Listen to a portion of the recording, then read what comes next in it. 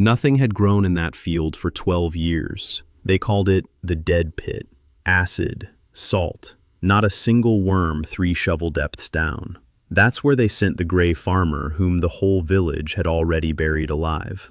In 3 days, a green wall will rise there, one that no silver earth mage could have grown. But it all begins with Dan Ho coming to, face down in the mud, dirt in his mouth, greasy, with a taste of iron. He rolls over and coughs up clumps of it. 2 suns hang above him, one yellow, one copper. Between them, a flock of birds circles, each with 6 legs. A gray mark flares up on the back of his hand, warm, like a sprout pushing through stone. Standing nearby is a barefoot boy of about 12 with a hoe slung over his shoulder, looking at Dan as if he were a dead dog by the roadside. He says that Dan has been assigned the role of farmer and that he's very sorry. His voice sounds as if he's reporting the death of a relative, and Dan picks up a clump of earth. He rubs it between his fingers. Sour, compacted.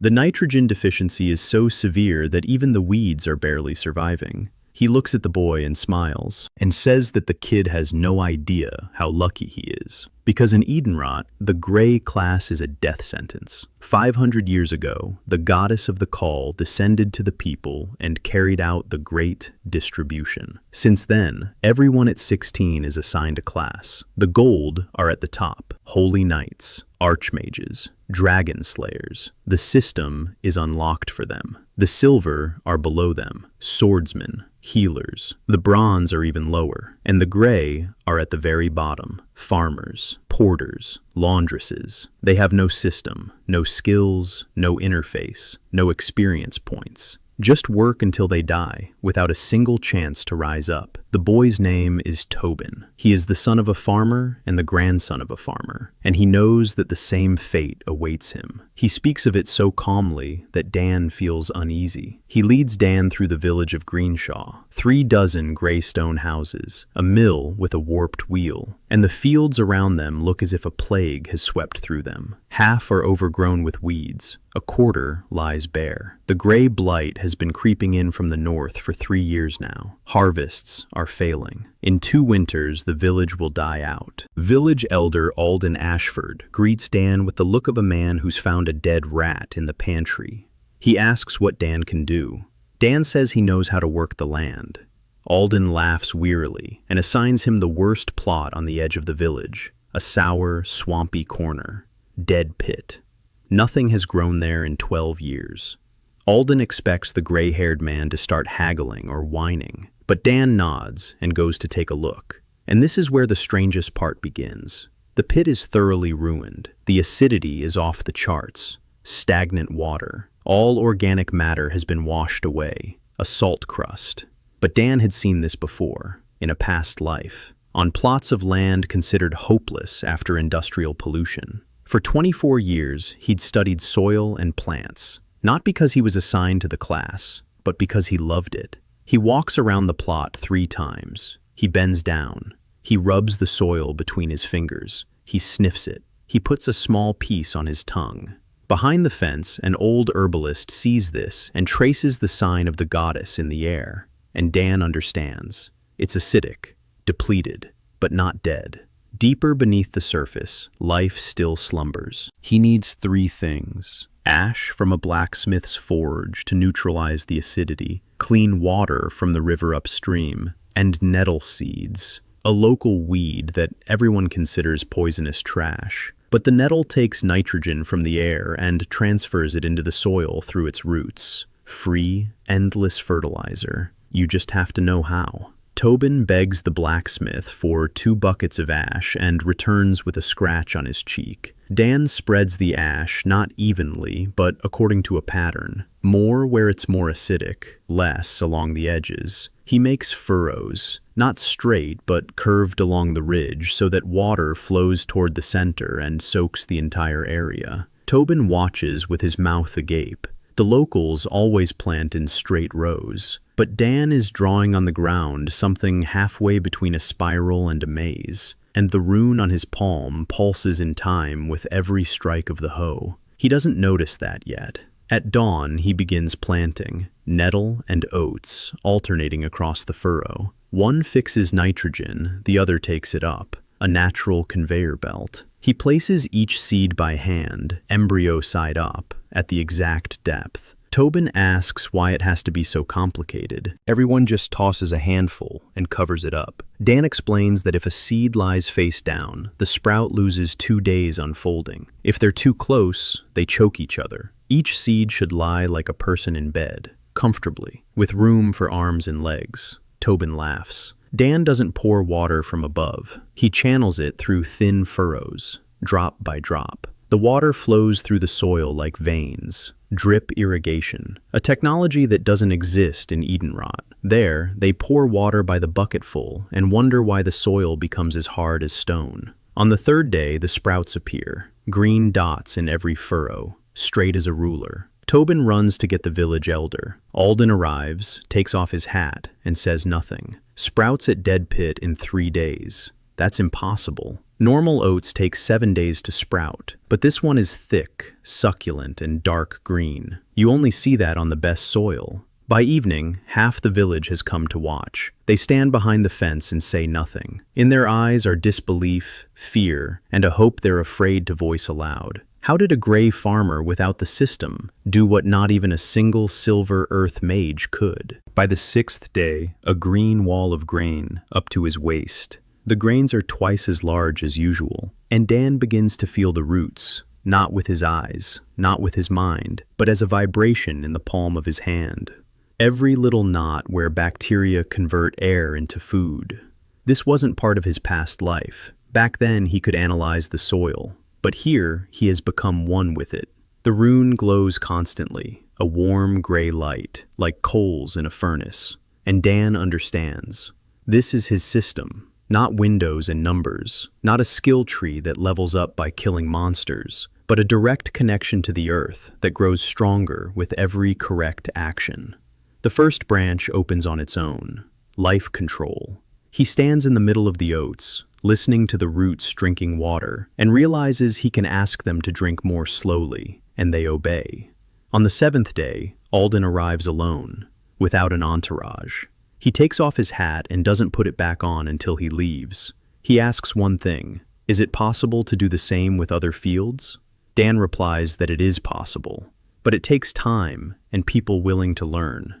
Olden is silent for a long time. Then he says that his daughter, Lina, wants to talk. She is a healer, silver, but her mother has been dying of the Grey Plague for half a year, and no magic helps. Olden looks away, because for a man of his standing, asking the Grey for help is like crawling on his knees. Dan simply nods and says to have her come. Lina Ashford arrived the next morning, early in the morning, when the twin suns had not yet risen above the rooftops, and a fog smelling of damp earth and dew. She was short, slender, with dark hair braided into a tight plait. Her hands were clean, her nails were short. On her right palm was a silvery healer's rune, beautiful, resembling an open flower. Lina stopped at the edge of the field and gazed for a long time at the green wall of oats. Then she looked at Dan, who was crouching down and checking the moisture of the soil at the roots with his hands, and she said she needed his help. Her voice was steady, no tremor, but her fingers fiddled with the tip of her braid, unbraiding it and braiding it again.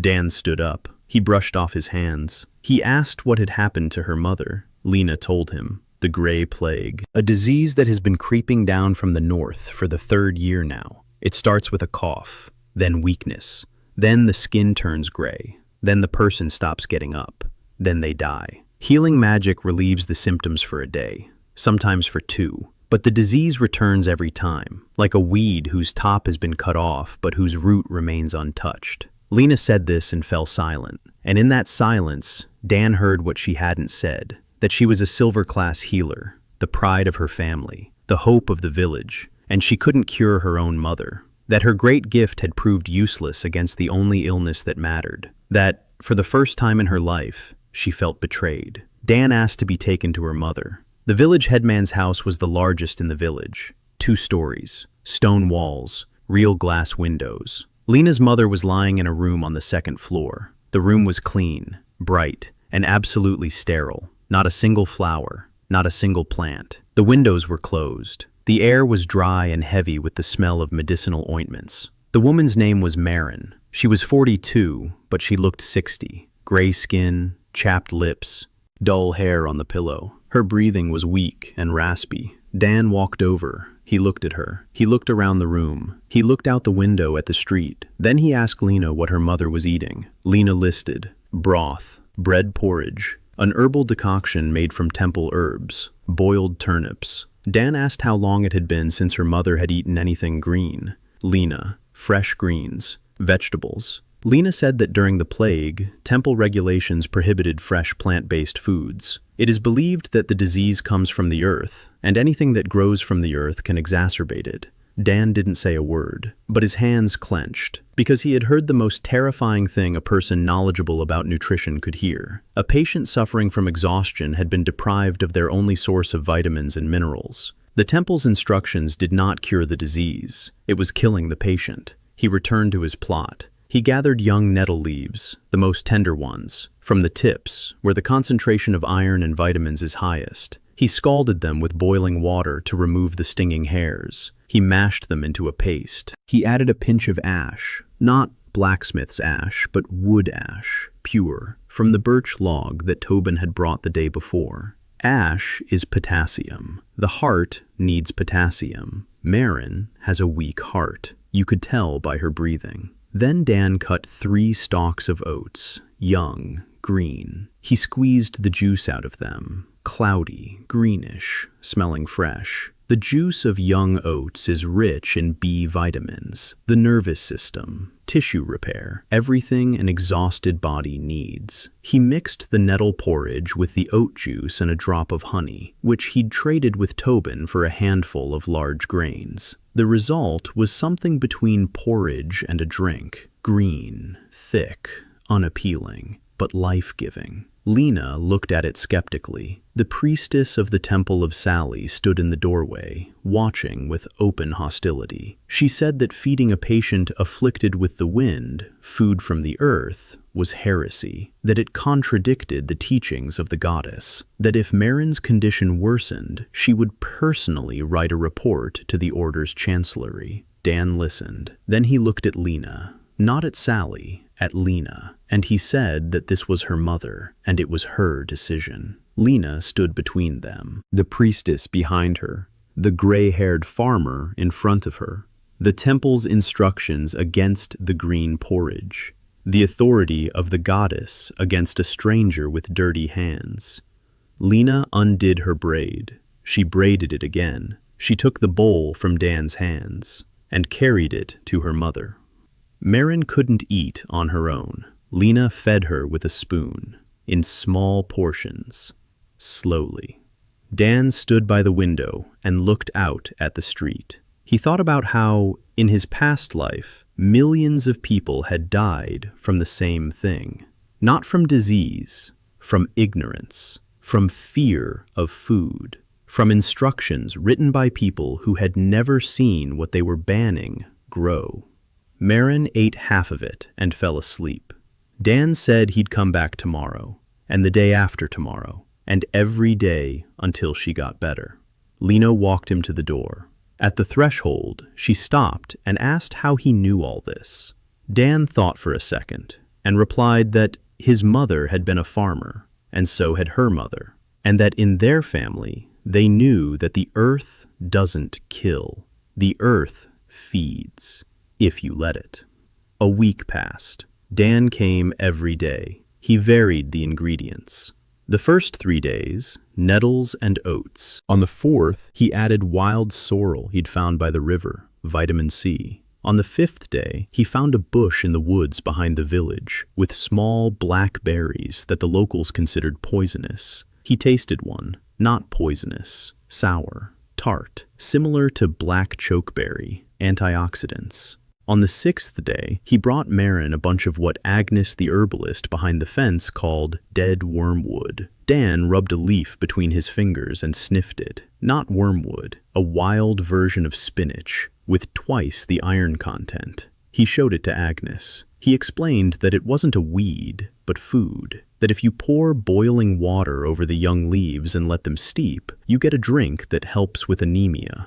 Agnes listened with her mouth agape. Then she went back to her room. An hour later, she returned with a whole basket of these leaves and said she had a whole garden full of this junk and had been trying to get rid of it for 30 years. On the 10th day, Marin got out of bed, by herself, without help. She made her way to the window. She opened it. For the first time in 5 months, fresh air flowed into the room. Lina stood in the doorway, motionless. Tears streamed down her face, but she didn't wipe them away. Olden found out that evening. He came to Dan's plot. He stood there in silence for 3 minutes. Then he said his daughter wanted to learn from him. Dan replied that there was nothing to learn. He simply fed people with what grew right under their feet. Olden shook his head and said that was exactly what no one here knew how to do, and he left. The next morning, Lina arrived at the plot at dawn. She sat down across from Dan and said she wanted to learn to see the way he does. Dan handed her a clump of dirt. He told her to smell it. She sniffed it. It smelled like dirt. Dan told her to taste it with her tongue. Lina looked at him. She looked at the dirt. She licked it. She grimaced. Dan smiled and explained that the sour taste meant a low pH, and that she had just performed the first soil analysis of her life. Lina wiped her tongue on her sleeve and said the test was disgusting, but you could tell from her eyes that she already wanted to know more. While Lina was learning the basics, Dan was working on expanding his operation. His plot was small, big enough to prove that it worked, but not big enough to feed the village. He walked through all of Greenshaw's fields in 3 days, checking each one and sniffing the soil. He tasted it. He rubbed it between his fingers. He looked at the weeds. Weeds tell you more about the soil than any test ever could. Horsetail means acidic. Lamb's quarters means high nitrogen. Plantain means compacted. Woodlice means moist. He drew a map in his head because he had no paper. Then he asked Olden for a piece of birch bark and a piece of charcoal from the stove. He drew a diagram of all the fields. He marked the problems, where there was a potassium deficiency, where the soil was waterlogged, where monoculture had killed the soil, where it could be saved quickly, where years of work would be needed. Olden looked at this map as if it were a magical artifact. To him, it was a magical artifact, because in 30 years of life, no one had ever shown him his own land, how it worked, why one field yielded a crop and another didn't, why the mill ran only intermittently, why the well runs dry every summer. Dan explained calmly, without arrogance, without a lecturing tone, like one farmer to another. And Olden listened. For the first time in 30 years, he truly listened. The first month in Greenshaw ended with rain. Heavy rain. Cold rain. For 3 days straight, water poured from the sky, as if someone up above had tipped over the ocean. Dan stood at the edge of his plot and watched. His furrows held firm. An arched drainage system channeled the water toward the center. The roots of the nettles and oats held the soil in place. Not a single instance of erosion, not a single gully. But in the neighboring fields, rivers of mud were carrying the topsoil right out onto the road. Tobin came running, soaked from head to toe, and said that half of old Grimm's field on the eastern outskirts had been washed away. Grimm is standing knee-deep in mud, crying. He's 62, a gray-collar worker, a farmer. He's worked this field his whole life. And just like that, one rain. Dan slung a sack over his shoulders instead of a raincoat and walked over to Grimm. The field was ruined. The water had carved 3 deep gullies across the plot. The topsoil, which Grimm had painstakingly gathered bit by bit over 20 years, had washed down the slope. The old man was standing in the center, and he really was crying, as if, silently. He just stood there, and something was streaming down his face, rain or tears, you couldn't tell. Dan approached. He crouched down. He scooped up a handful of soil from the gully. He squeezed it. He sniffed it. Beneath the washed-away layer was clay, red, dense. Dan looked up the slope, at the direction of the ravines, at where the water had flowed. Then he stood up and said 3 words to Grimm. All is not lost. Grim looked at him with the kind of expression people use when looking at a madman. But Dan was already walking down the slope toward where the soil had washed away. It was there, down below, at the foot of the hill, a whole pile of fertile soil. The rain had carried it away but hadn't destroyed it. They just had to bring it back, bucket by bucket. And while he, Grim, and Tobin were hauling the soil back up, Dan explained that a field on a slope shouldn't be plowed along the slope, only across it. The furrows should run horizontally, like the steps of a dar. Then each furrow acts as a small dam that catches the water and prevents it from gaining speed. Terracing. It's 5,000 years old, the simplest of techniques, but in Edenroth, no one had heard of it. Because why would a farmer need to know such a thing? He's part of the gray class. He doesn't have the system. He has a hoe and his back. That's enough. That's what the goddess believed. They worked all day. They restored the land. Dan marked out new furrows across the slope, with a slight slope toward the edges so that excess water would flow into special channels rather than across the field. Grim did everything Dan told him to do, no questions asked. He'd already seen the dead pit. He'd already eaten bread made from that white flour from the repaired mill. He didn't need to believe. He just needed to watch. By evening, Grim sat down on a rock by his field and said he'd been working the land for 46 years. And for the first time, someone had shown him why the earth does what it does. Not what to do, not what ritual to perform, not what prayer to use to appease the goddess, but why. He said this and fell silent. And Dan realized that this moment was more important than the dead pit, more important than the mill, because Grim was the first person in Greenshow who had begun to understand rather than simply marvel.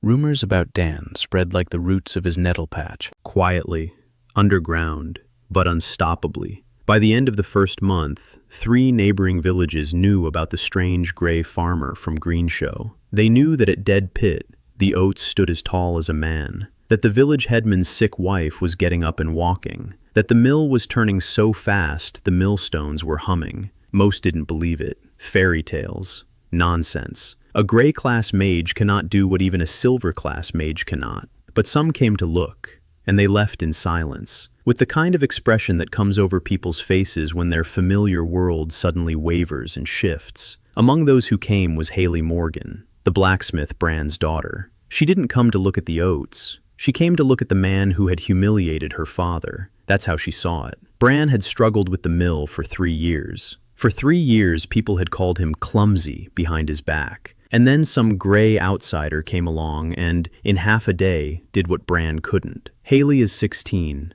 a redhead, with freckles like scattered grain, broad-shouldered. Her hands were strong from working in the smithy, warrior class, bronze, the only one in the village. She wanted to be a swordswoman, silver, but she got bronze. Her father wanted a son. He got a daughter. Her whole life has been an attempt to prove that she's good enough. She stood by the fence of Dead Pit and looked at Dan with the kind of anger that only comes from people who aren't actually angry at you, but at everything in general. Dan noticed her. He nodded. He kept working. Hayley stood there for an hour. 2. Dan weeded the garden and never once looked back. Finally, she turned around and walked away. The next day, Dan came to the smithy. Bran was working at the anvil, in silence. The heat from the forge was so intense that Dan could feel it from 10 paces away. Bran saw him, and his hand, holding the hammer, froze in midair. His face looked as if a viper had appeared before him. Dan said he needed a sickle, a special one, not the kind they usually make. He drew a sketch on the ground with a stick. The blade was slightly longer than standard. The curve was different, not a semicircle, but a parabola. The cutting angle was 23 degrees instead of the usual 30. And one more thing, a groove along the blade, a thin one to drain the sap, so the wet stems wouldn't stick to the metal. Bran listened. His eyes shifted from hostile to interested, because it wasn't a mage speaking, nor an aristocrat. It was a man who understood the tool, who knew the purpose of every curve and every degree. Bran asked why the parabolic curve. Dan explained. With a parabolic curve, the blade enters the stalk not at a single angle, but at a gradually changing one. This produces a clean cut without jagged edges. The plant loses less sap. The remaining stalk heals faster. If you're harvesting oats for grain but want to use the stalks for mulch, this is critically important. Bran was silent for 30 seconds. Then he nodded and said he'd have it done in 3 days. Just as Dan was leaving, he stopped and turned around. He said he'd seen Hayley yesterday chase 2 wolves away from the sheep pen in the distant pasture, all by herself, unarmed, with just her voice and a stick. 2 seasoned wolves. Dan said it was impressive and that he'd take 3 people like her to work for him. Bran watched him walk away. Then he returned to the anvil. Then he set down the check. Then he went out into the yard.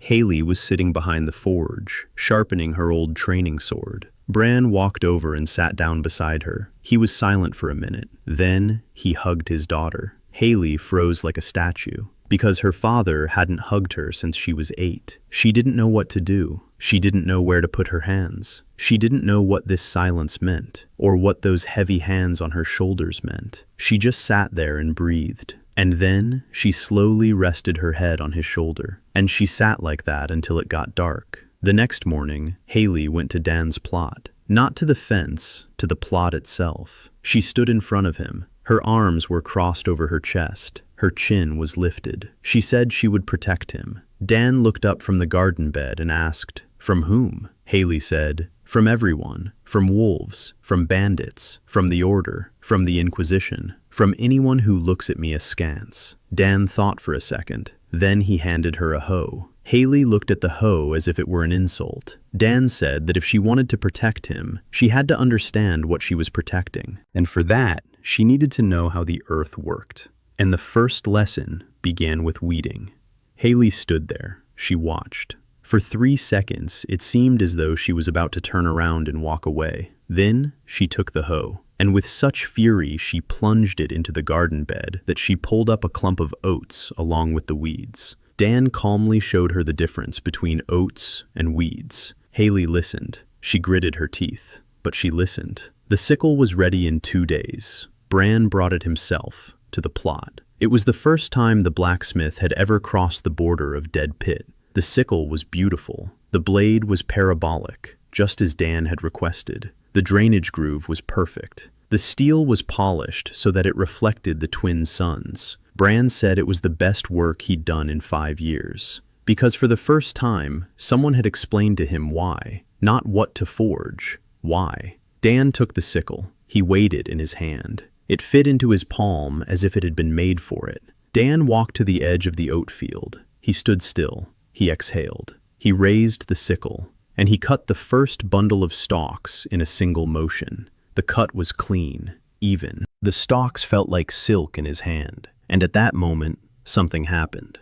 The rune on his palm flared up. It didn't hurt. It was warm, like light through closed eyelids. Dan felt something flow from the cut stalks into his hand. Energy, warmth, life. The sunlight that the oats had absorbed over weeks. It had accumulated in the stalks, and now, with the right cut at the right moment, was being transferred to the reaper.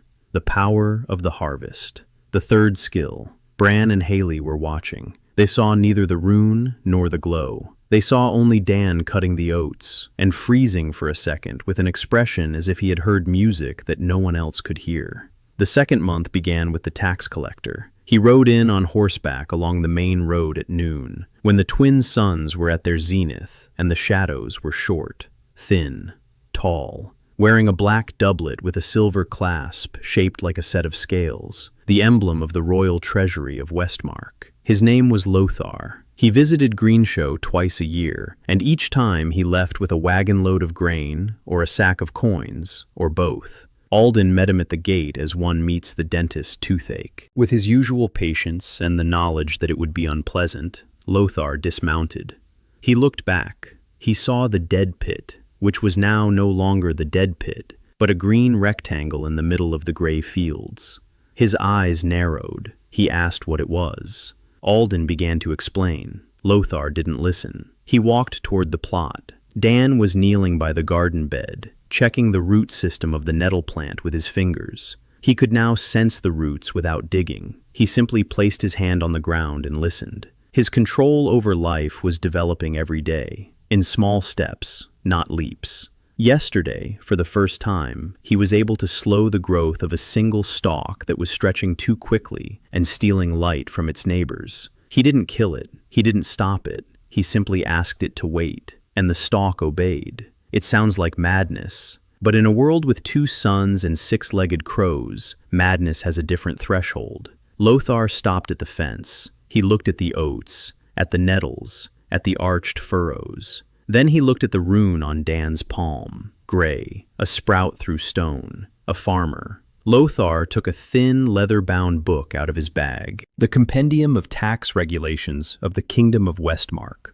He leafed through it, ran his finger along the lines, looked up, and said that this plot produces a yield more than 3 times the standard for the Grey class. Consequently, this plot can be classified as a magical site. Magical sites are the property of the crown. The plot is subject to confiscation immediately. Silence. Olden turned pale.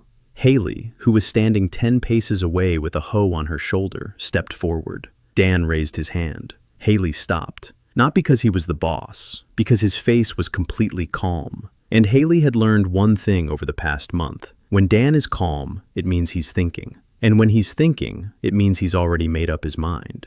Dan stood up. He shook his hands. He walked over to Lothar. He asked if he'd ever seen oats of this quality. Lothar frowned and said that quality didn't matter. The law is the law. Dan nodded. Then he asked something else. Had Lothar heard of grey rot? The disease that was destroying crops throughout the north. The one that had cut grain shipments to the capital by 1/3 last year. If it continued for 2 more seasons, it would lead to famine in Westmark itself. Lothar didn't answer, but his Adam's apple twitched, because he knew. Of course he knew. He'd been collecting taxes throughout the district. He'd seen empty granaries and people with hungry eyes. Dan continued. He said he could do what he was doing not just on this plot of land. He could restore half the barren fields in the district, in a year, maybe sooner. But to do that, he needed this plot, as proof, as a model, as a starting point. If Lothar took the plot, the crown would get 1 good harvest and an empty patch of land. If Lothar left the plot, in 2 years the crown would get an entire district that paid twice as much in taxes as it did now. Lothar was silent. He was a tax collector, not a soldier. His job was numbers, not orders. And the numbers in Dan's words were more convincing than a paragraph in a leather-bound book. But he couldn't just leave. He needed to bring something back, some kind of result, some proof that his day-and-a-half journey here hadn't been in vain. Dan understood this. He went into the barn. He returned with a sack, a small one, 10 pounds. He handed it to Lothar. Lothar opened it. Inside were seeds,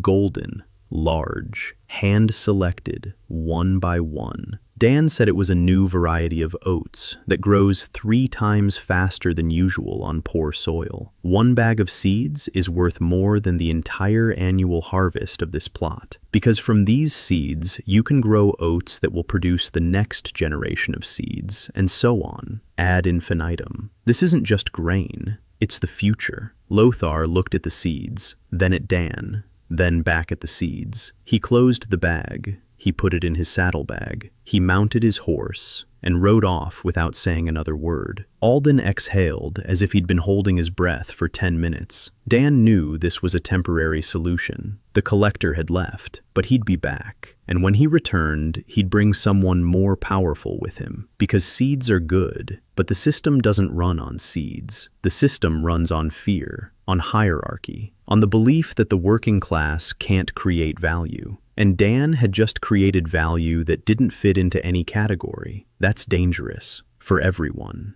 Dan spent the 3 days after Lothar's departure in the forest, alone, with a bag and a knife. He was searching, not for mushrooms, not for berries. He was looking for plants that could be brought into circulation, to expand the palate. Dan knew from his past life that monoculture is slow suicide. When you plant the same thing field after field, year after year, you create ideal conditions for diseases and pests. And at the same time, you destroy the soil. It needs diversity. Different plants draw different nutrients from different depths. Different root systems structure the soil in different ways. Legumes fix nitrogen. Cruciferous plants loosen the subsoil. Cucurbits cover the ground with leaves and keep it from drying out.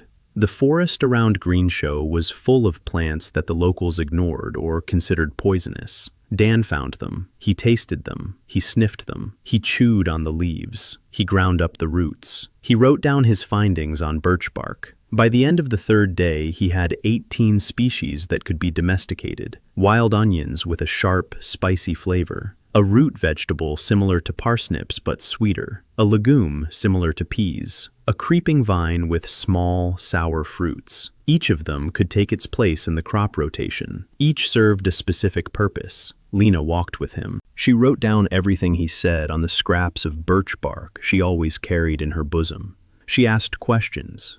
Lots of questions. Why is this root bitter? Why are the leaves of this bush stiff in the morning and soft in the evening?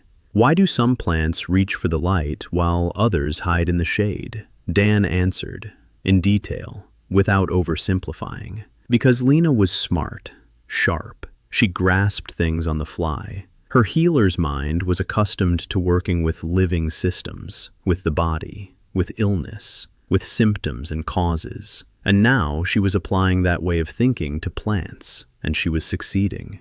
On the third day, she found a bush with white berries on her own and said it resembled what Dan had described as a source of natural antiseptic. Because the leaves have a pungent smell, because there wasn't a single insect around the bush, because the bark on the trunk next to the bush was clean, free of lichen. Dan looked at her, then at the bush, then back at her, and said she was right. Lina didn't smile, but her braid was neat and tight at that moment. She wasn't nervous, for the first time in all the time he'd known her. Between his forays into the woods, Dan worked in the fields, not just on his own. After the incident with Lothar, Olden had given his tacit permission. Not with words, he simply stopped interfering.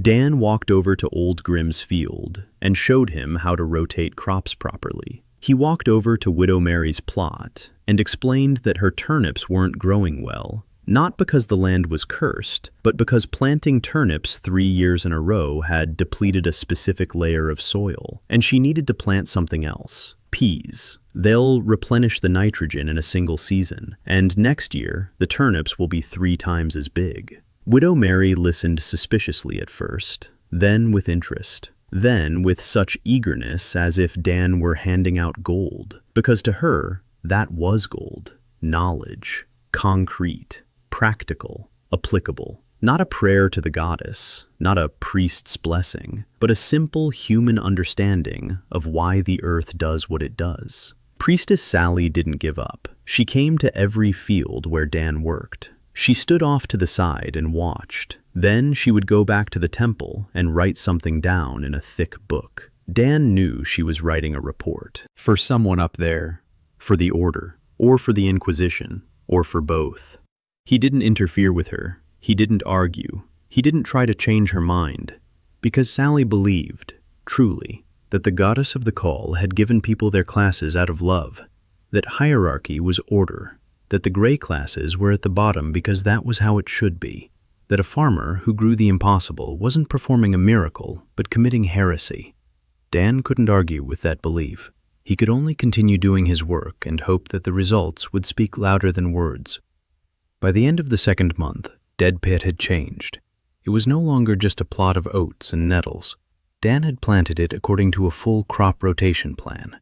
Oats in the main area, nettles along the edges, wild peas that he'd brought from the forest in the southern corner, parsnips on the northern side where the fence cast a shadow, a vine with sour berries along the eastern edge. Every plant in its place, each fulfilled its function. The peas fixed nitrogen, just like the nettles, but at a different depth. The parsnips drew minerals from deep layers and brought them to the surface. The vine covered the ground with leaves and prevented moisture from evaporating. The oats produced grain. Everything worked as a single organism, and Dan could feel this organism. The rune pulsed almost continuously, warm, alive. When he placed his hand on the ground, he could feel every root, every worm, every strand of mycelium that had begun to grow in the revitalized soil. Life's control was deepening, expanding, slowly but unstoppably. Sona Che was unlike the locals, not because she looked different, though that was part of it. Black hair, slightly slanted eyes. Her features were more delicate than those of the Westmark girls. Her skin was paler, but the main difference wasn't external. She was silent. Not the silence of someone who has nothing to say, but the silence of someone who has already said everything and wasn't believed. Dan recognized this kind of silence. He'd been like that himself during the first week, when you know the answer but no one hears the question. Suna came from the south, from the Hanso principalities, territories on the eastern coast of Edenroth, where the descendants of settlers from a distant continent lived. She was an alchemist, silver class, a good rune, a worthy one. The system had opened up to her, recipes, formulas, a skill tree with branches of distillation and transmutation, everything they had promised. But Sun A realized one thing early on. The Order's official alchemy relied on expensive ingredients: temple rose, moon root, phoenix tears, beautiful names, insane prices. A single dose of a standard healing potion cost as much as a farming family earned in half a year, and the common herbs that grew everywhere, mint, wormwood, yarrow, plantain, were outside the system. Their recipes weren't in the skill tree. It was as if someone had deliberately removed them, as if, when creating the alchemy class, the goddess had crossed off the list everything that could be found for free. Sun A didn't come to this conclusion right away. At first, she thought she just wasn't looking hard enough, then that she needed to study longer, then that the teacher would explain. The teacher, Master Yoon, chief alchemist of the Hanso Southern Academy. He took Sun A on as his apprentice when she was 14. She was the best. 5 years of work, thousands of hours spent at the cauldrons, and one discovery, a real one. The formula for an antidote to southern fever, a disease that killed hundreds of fishermen along the coast every summer. Sona found the formula, made from local herbs, accessible, inexpensive, a formula that could save thousands of lives. She showed it to Master Yoon. He praised her, took her notes, and a month later presented the formula to the academic council as his own. His name, his discovery, his fame. Sona stood in the hall and listened as her 5 years of work were claimed as someone else's achievement. She left that very day, from the academy, from Hanso, from her life. For the past 2 years, she has wandered through Edenroth, treating those she met for food, for a place to sleep, sometimes for free, and she didn't trust anyone who uttered the word science. Then she heard about a gray-haired farmer from Greenshaw who treated people with stinging nettles, and she went to see for herself, not out of curiosity, out of hunger for something real. For the first 3 days, Sona remained silent and watched. She followed Dan like a shadow. She watched how he worked, how he tested the soil, how he planted, how he watered, how he talked to Lina, explaining the properties of each plant. Suna didn't interfere with anything. She didn't ask any questions. She just watched. On the 4th day, she approached Dan and asked about the markings on the birch bark, about the symbols he used to indicate soil acidity. Dan explained that it was a scale from 0 to 14. Below 7 is acidic, above 7 is alkaline, 7 is neutral. Suna listened, and her eyes changed, because it was a system, simple, logical, universal. Nothing like this existed in Edenroth's alchemy. There, acidity was determined by taste. Sour meant sour. Very sour meant very sour. No numbers, no scale, no precision. Dan showed her how to test the soil's pH using red cabbage. Red cabbage juice changes color depending on the acidity. Red means strongly acidic. Purple means neutral. Green means alkaline. A natural indicator. Free, accurate, accessible to everyone. Suna stared at the test tube of cabbage juice as it turned from red to purple, and her hands trembled, not from the cold, from anger, because it was so simple, so obvious, and no one had done it in 500 years. Because why? Why give ordinary people tools? Let them buy temple reagents for half a year's salary.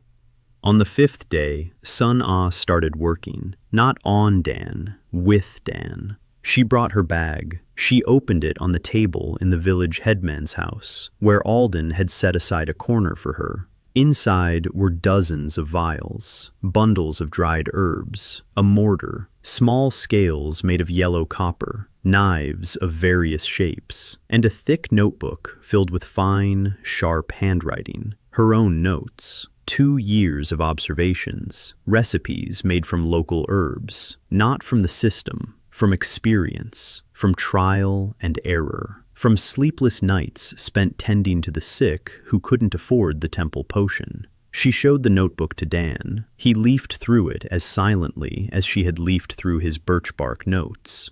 An hour. Then he looked up and said she was a genius. Sun Ah didn't reply. But that evening, she smiled for the first time, barely noticeable, the corner of her mouth, so only Tobin saw it, and he later swore to Hayley that he hadn't shown it.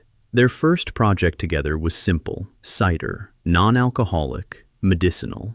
There were no apples in the Greenshaw area, but there was a wild vine with sour berries that Dan found in the woods. The berries fermented quickly, in 3 days at the right temperature. Sona added several local herbs to the process: mint for digestion, bitter wild chamomile for sleep, and a strange little root she found herself on the 6th day. No name, no description in any reference book. She identified its properties by its smell and by its reaction to the cabbage indicator, alkaline, which means it neutralizes acid in the body, which means it's beneficial for people with sore joints and cloudy eyes. Because cloudy eyes and sore joints are often the same problem: acidification. The cider turned out dark, tart, with a slightly bitter aftertaste and a minty scent. Sona let Agnes the herbalist try it first. She drank it with some skepticism. The next morning she came back and said that for the first time in 3 years, she could see clearly in the morning without a fog in her eyes.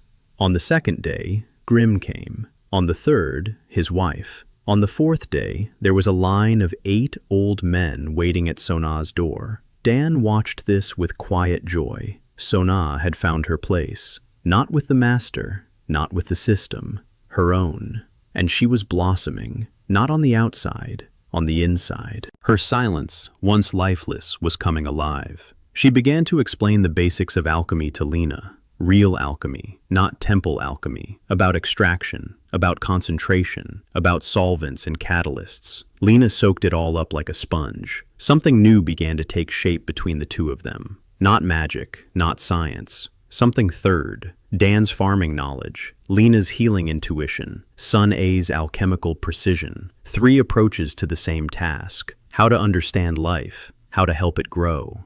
The 3rd month arrived with the first cold snap. In the morning, frost glistened on the grass. The twin sun rose later and set earlier. Dan sensed winter's approach not only with his skin, but also with his rune. Life control was now running constantly, like background noise. He could feel the plants on his plot slowing down, drawing their sap from the leaves back into the roots.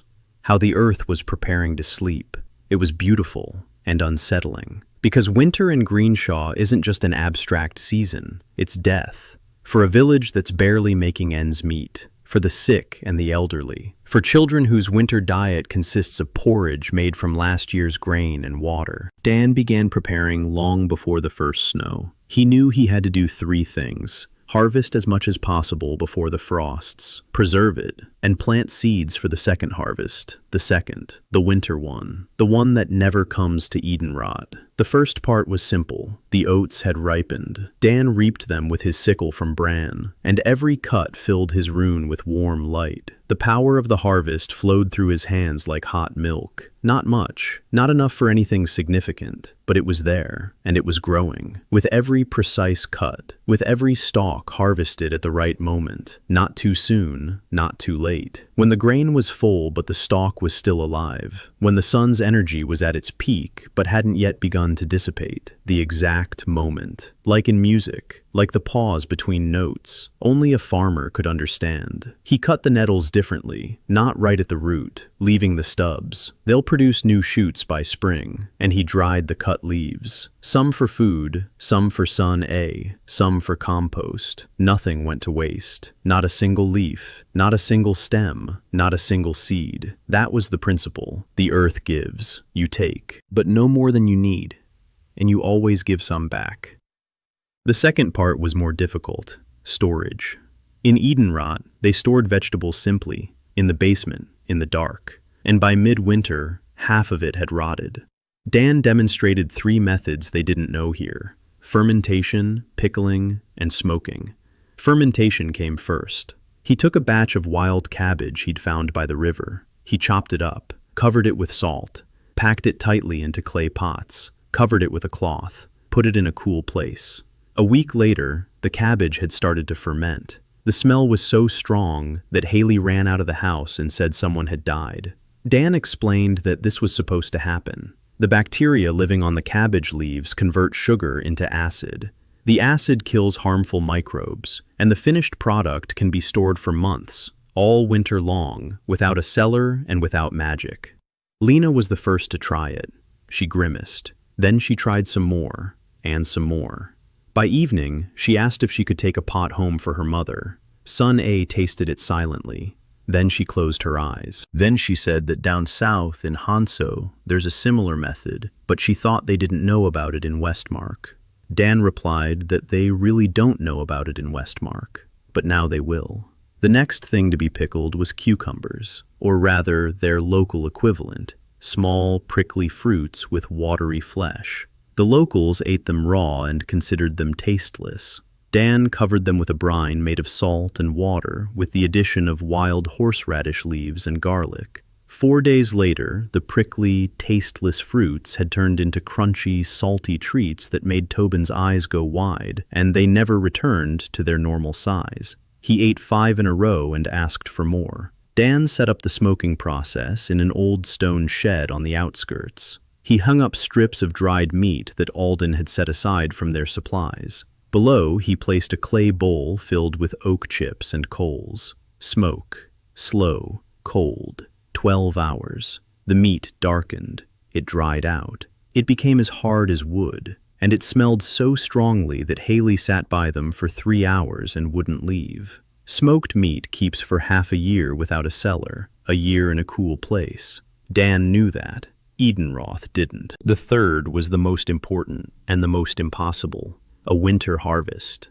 No one in Greenshaw, no one in the county, perhaps no one in all of Edenroth had ever grown crops in the winter. The earth sleeps. The sun is weak. Frost kills the seedlings. It had always been that way. It always would be. So said the goddess. Dan said the goddess had never seen a greenhouse. He began building it at the start of the 3rd month, a frame of poles. The walls were made of oiled canvas that Olden had bought from a traveling merchant at Dan's request. The roof was made of the same canvas but doubled up, with an air gap between the layers. Air is an insulator. It retains heat better than stone. The floor was earthen, with raised beds inside and a small stone stove in the corner. It was enough to keep the temperature inside from dropping below 0 on the coldest nights. Tobin helped build it. Hayley, too. She hauled the poles as if they were twigs and grumbled that a farmer could be doing something more worthwhile than sewing a tent for vegetables. Bran arrived on the 2nd day of construction, silently. He looked at the frame,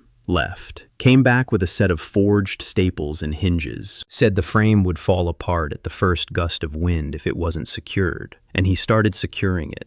Not for pay, not for seeds, just because it was the right thing to do. The greenhouse was ready by the middle of the 3rd month. Inside, Dan planted what could grow with minimal light and in cool conditions. Greens, his wild spinach from Agnes, onions, early peas, and something new, seeds he'd been selecting for 2 weeks, cross-pollinating by hand, transferring pollen from one plant to another with a thin brush made from Hayley's hair. She didn't know about it, and it was better that she never found out. Dan was trying to develop a variety that would bear fruit faster and in less light than the original. Breeding, the most basic kind. No genetic engineering, no lab, just his eyes, his hands, patience, and knowing what he was looking for. On the 4th day after planting, the seeds sprouted. Dan stood in the greenhouse and looked at the tiny green dots in the soil. The rune on his palm pulsed steadily and strongly, and he sensed something new, not control of life, not hydromancy, something connected to the seeds themselves, with their internal structure, with the way they were built,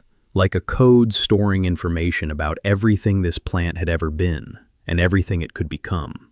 Selection, the 5th branch, the creation of species. It hadn't fully revealed itself yet, but he could sense it, like a door standing ajar, and behind it, something immense. That evening, the first snow fell on Greenshaw, white, silent. The village fell silent, smoke from the chimneys, warm light in the windows. Dan stood by his greenhouse and watched as snowflakes settled on the oiled canvas and melted. Inside, it was warm, green, alive. Outside, winter, silence, death. And between them, a thin wall of fabric and air. And a stubborn gray farmer who refuses to accept that nothing can grow in winter. Lina came to check on her mother. Maren was now walking around the house. She cooked. She even went down to the yard. The illness hadn't gone away. Dan knew that. A gray shadow was still hiding in her lungs. He could tell by the cough that came every morning. But Maren was getting stronger, stronger every day, because every day she ate what he grew for her, specifically for her. Stinging nettles with a high iron content because she was anemic, wild spinach packed with vitamins because her immune system was weakened, sauerkraut because fermented foods restore gut flora. Every dish was a recipe, every recipe was a treatment, and every treatment was based not on magic, but on an understanding of how the body works, how food works, how life works. Hayley brought firewood for the stove in the greenhouse. She tossed an armful by the entrance. She peeked inside. She saw greens, in winter. Green, living greens while snow lay outside. She stood there staring for so long that Dan asked if everything was all right. Hayley said everything was fine, and that he was strange, and that she didn't understand him at all. But if anyone tried to tear down that stupid vegetable tent, she'd personally rip their arms off. Dan thanked her. Hayley snorted and walked away. But then she came back an hour later with a pot of hot porridge and said it was from her father, that Bran had cooked it himself, that he didn't know how to cook, but he was trying. The porridge was burnt, too salty, almost inedible. Dan ate every last spoonful, because it was the first meal Bran had prepared not for himself, not for Hayley, but for the gray farmer. And that was more important than the taste. Winter struck in the 2nd week of the 4th month. Not gently, not insidiously. It struck all at once, like a fist. The temperature dropped so much that the water in the well froze over overnight. The north wind carried fine, stinging snow that worked its way into cracks and buried the paths knee-deep. The villagers stayed indoors. They stoked their stoves. They conserved firewood. They conserved food. They limited their movements. Winter in Greenshaw isn't just a season, it's a siege. And every year someone didn't survive that siege. The elderly, the sick, children who didn't have enough milk. Dan knew this. He felt it. His rune had fallen silent. The plants on the plot lay dormant under the snow. His connection to them had grown weaker, like a voice through a wall. He could hear them, but only barely. The greenhouse, however, was alive. Small, warm, green in the midst of a white world. The stone stove burned day and night. Tobin watched over it like a baby. He stoked the coals every 4 hours, even at night, even when his teeth were chattering from the cold. Because if the stove went out, the seedlings would freeze, and all his work would go to waste. The first greens from the greenhouse appeared 2 weeks after the snow. Wild spinach from Agnes, dark green, juicy, alive. Dan picked the first bunch that morning and carried it to the foreman's kitchen. Maren was standing at the stove. She was cooking on her own now, slowly, with pauses to cough, but on her own. She saw the spinach and froze. Green, in winter, fresh. She took the bunch in both hands and pressed it to her face. She sniffed it, and she said quietly that it smelled like summer. Dan left the spinach there and walked away. Olden was standing in the doorway. He'd seen everything. He didn't say a word. He just put his hand on Dan's shoulder, heavy, warm, and that was more than any speech could have been. There was enough spinach. There was enough onion. There were enough peas. Not enough for the whole village. Enough for 20 people, those who needed it most. The elderly, the sick, nursing mothers, children under 5. Dan made a list with Lina. Lina knew everyone in Greenshaw. She knew who was sick, who was growing weaker, who wouldn't live to see spring if nothing changed. They went from house to house together. Dan carried a bag of greens. Lina carried the herbal teas that Sonay brewed every morning. Spinach for old Betty, whose bones ached from the cold. Onion soup for the Garrett family, who had 3 children and not a single warm blanket. Peas for blacksmith Gray from the next street over, whose hands were swollen and could no longer hold a hammer. Something for everyone, each by name, tailored to each person's illness. Dan wasn't just handing out food, he was healing, with food, as medicine. And Lina, by his side, was learning to see what healing magic cannot. That illness is neither a curse nor a demon. That illness is a body that is lacking something. And the task is not to cast out the illness, but to give the body what it asks for. Sonay hadn't left her corner in the village headman's house these past few days. She was working on something she didn't show to anyone. Dan saw how, at night, she would grind berries from the vine he'd found in the forest in a mortar, how she'd add dried nettle leaves, how she'd heat the mixture on a small alcohol stove to a certain temperature and remove it exactly 20 minutes later. Not 19, not after 21. She counted the seconds in her head, and her lips moved silently. On the 10th day, she called Dan over. She showed him a small vial containing a dark, thick liquid. She said it was a concentrate. It had all the properties of the cider she'd brewed before, but 20 times stronger. 1 drop per mug of hot water, enough for 1 person for a month. The vial contained 30 doses. Dan asked what it was made of. Sana listed the ingredients: vine berries, stinging nettle, an unnamed root, mint, dried wild garlic, and something else, ash. The birch ash that Dan had used to neutralize the soil. Sana discovered that the same ash, in microscopic doses, neutralizes acidity in the human body. The principle is the same. The scale is different. Dan looked at her and thought that this woman could revolutionize medicine throughout all of Edenroth. If only they'd let her. If only they hadn't stolen it from her. If only they hadn't thrown it away. He told her that, not in a flowery way, not pretentiously. He simply said that she was doing what not a single alchemist of the order had managed to do in 500 years. Sana looked at him for a long time. Then she turned away toward the window. Her shoulders trembled slightly, but when she turned back, her face was calm. She said she needed more berries, and that in the spring she wanted to plant a vine on purpose, not a wild one, but a cultivated one, according to her recipe. Dan nodded and said the vine would be ready by spring. The first traveler arrived in the middle of winter, an unremarkable man in his 30s, a worn raincoat, a travel bag, a stick instead of a walking stick. He called himself a seed merchant from the south. He said he'd lost his way, that he was looking for a place to stay for the night. He spoke softly. He smiled often. His eyes were kind, warm, and completely lifeless. Dan didn't notice it right away, but Hayley noticed it immediately. She was standing by the gate when the traveler entered, and later told Dan that this man had the gait of a soldier, not a merchant. Soldiers shift their weight to the front of their feet, ready to spring at any moment. Merchants shuffle their heels because they have nowhere to rush to. This man moved like a fighter in someone else's clothes. Dan thanked Hayley and told her to keep an eye on him. Hayley bared her teeth. It wasn't a smile. It was a promise. The stranger stayed in the village for 3 days. He was polite. He helped carry firewood. He talked with the villagers. He asked about Dan, as if in passing what he was doing, how long he'd been there, where he'd come from, why the oats were growing where they shouldn't.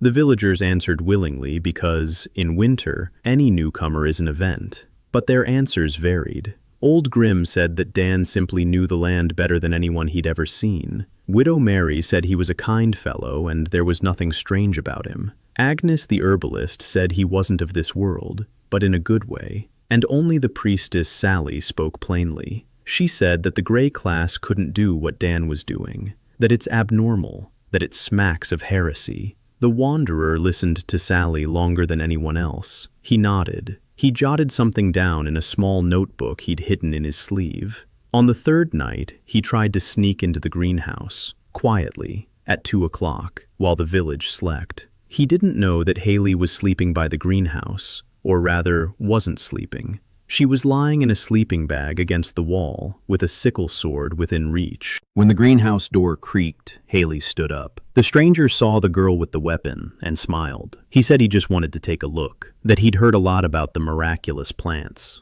that he was curious. Hayley didn't say anything. She simply raised the sickle to his throat. The stranger stopped smiling. He backed away. He went back to his sleeping place. In the morning, he was gone from the village. He'd left before dawn. He didn't say goodbye. He left no traces. Only in the greenhouse, in the crack under the door, did Hayley find a thin strip of paper with a symbol on it, an upside-down eye inside a triangle. Dan didn't know what it meant. Sunna turned pale and said one word: Inquisition. The following days were unsettling. Dan didn't let it show. He worked as usual. He went to the greenhouse. He delivered greens to people's homes. He checked the sauerkraut. He taught Tobin to mulch the garden beds with pine needles for insulation. But inside, he was counting the days. The Inquisition of the Call knew about him. A scout had been here. He'd seen the greenhouse. He'd seen the oats. He'd seen the rune. He'd heard Sally's stories. Now, somewhere in the capital, or at the regional office, someone was reading a report and making a decision. Dan asked Sunna what she knew about the Inquisition. Sunna knew a little. An agency under the temple of the goddess Sova. It monitors the purity of the classes. It hunts down heretics, those who forge runes, those who claim abilities not belonging to their class, and those who say the allocation is unfair. Punishments vary, from fines to execution. It depends on the severity of the heresy. A Grey class with active skills is a grave heresy. Because if the Greys can do what the Silvers and Golds can do, then why do we need the allocation? And if the allocation isn't needed, then why do we need the goddess? And if the goddess isn't needed, then why do we need those who rule in her name? The chain is simple, clear, deadly. Spring did not come all at once. It seeped in slowly. The snow darkened. It settled. Streams broke through the ice crust as thin threads. The twin suns rose higher with each passing day, and the copper-colored right sun grew warmer. Dan sensed spring before it became visible. The rune on his palm awoke. From a quiet background hum, it shifted to a steady pulse. Beneath the ground, the roots of his plants stirred. They were waking up. They were stretching, begging for water, begging for light. Dan stood at the edge of the plot and listened, not with his ears, with his palm, with all his skin. The earth was thawing layer by layer, and each layer opened up to him like a page in a book. Here was clay, here was sand, here was the layer of humus he had created over the fall. Here were the roots of the stinging nettle that had survived the winter and were now swelling with moisture. Life's grip had not weakened over the winter. It had deepened. It had become more subtle, more precise. Now Dan could distinguish individual rootlets from a distance of 10 steps. He could feel the difference between a living root and a dead one. He could hear the mycelium transmitting signals from one plant to another. An underground internet, ancient, silent, functional. The first week of spring was spent clearing the land. Dan took his entire small team out into the fields. Lina, Hayley, Tobin, and even son A, who usually preferred to work indoors. They shoveled snow, they pulled out frozen weeds, they redug the drainage ditches for meltwater. The work was hard, monotonous. Hayley could handle the work of 3 people. She silently drove her shovel into the ground with such force that Tobin was knocked back 2 steps every time. Lina worked carefully, methodically, without any unnecessary movements. Son A moved slowly, but didn't stop for a minute. By the end of the first day, Dan's plot was clear. On the second day, they moved on to Grimm's field. On the third, to the widow Mary's plot. By the end of the week, 7 fields were ready for planting. 7.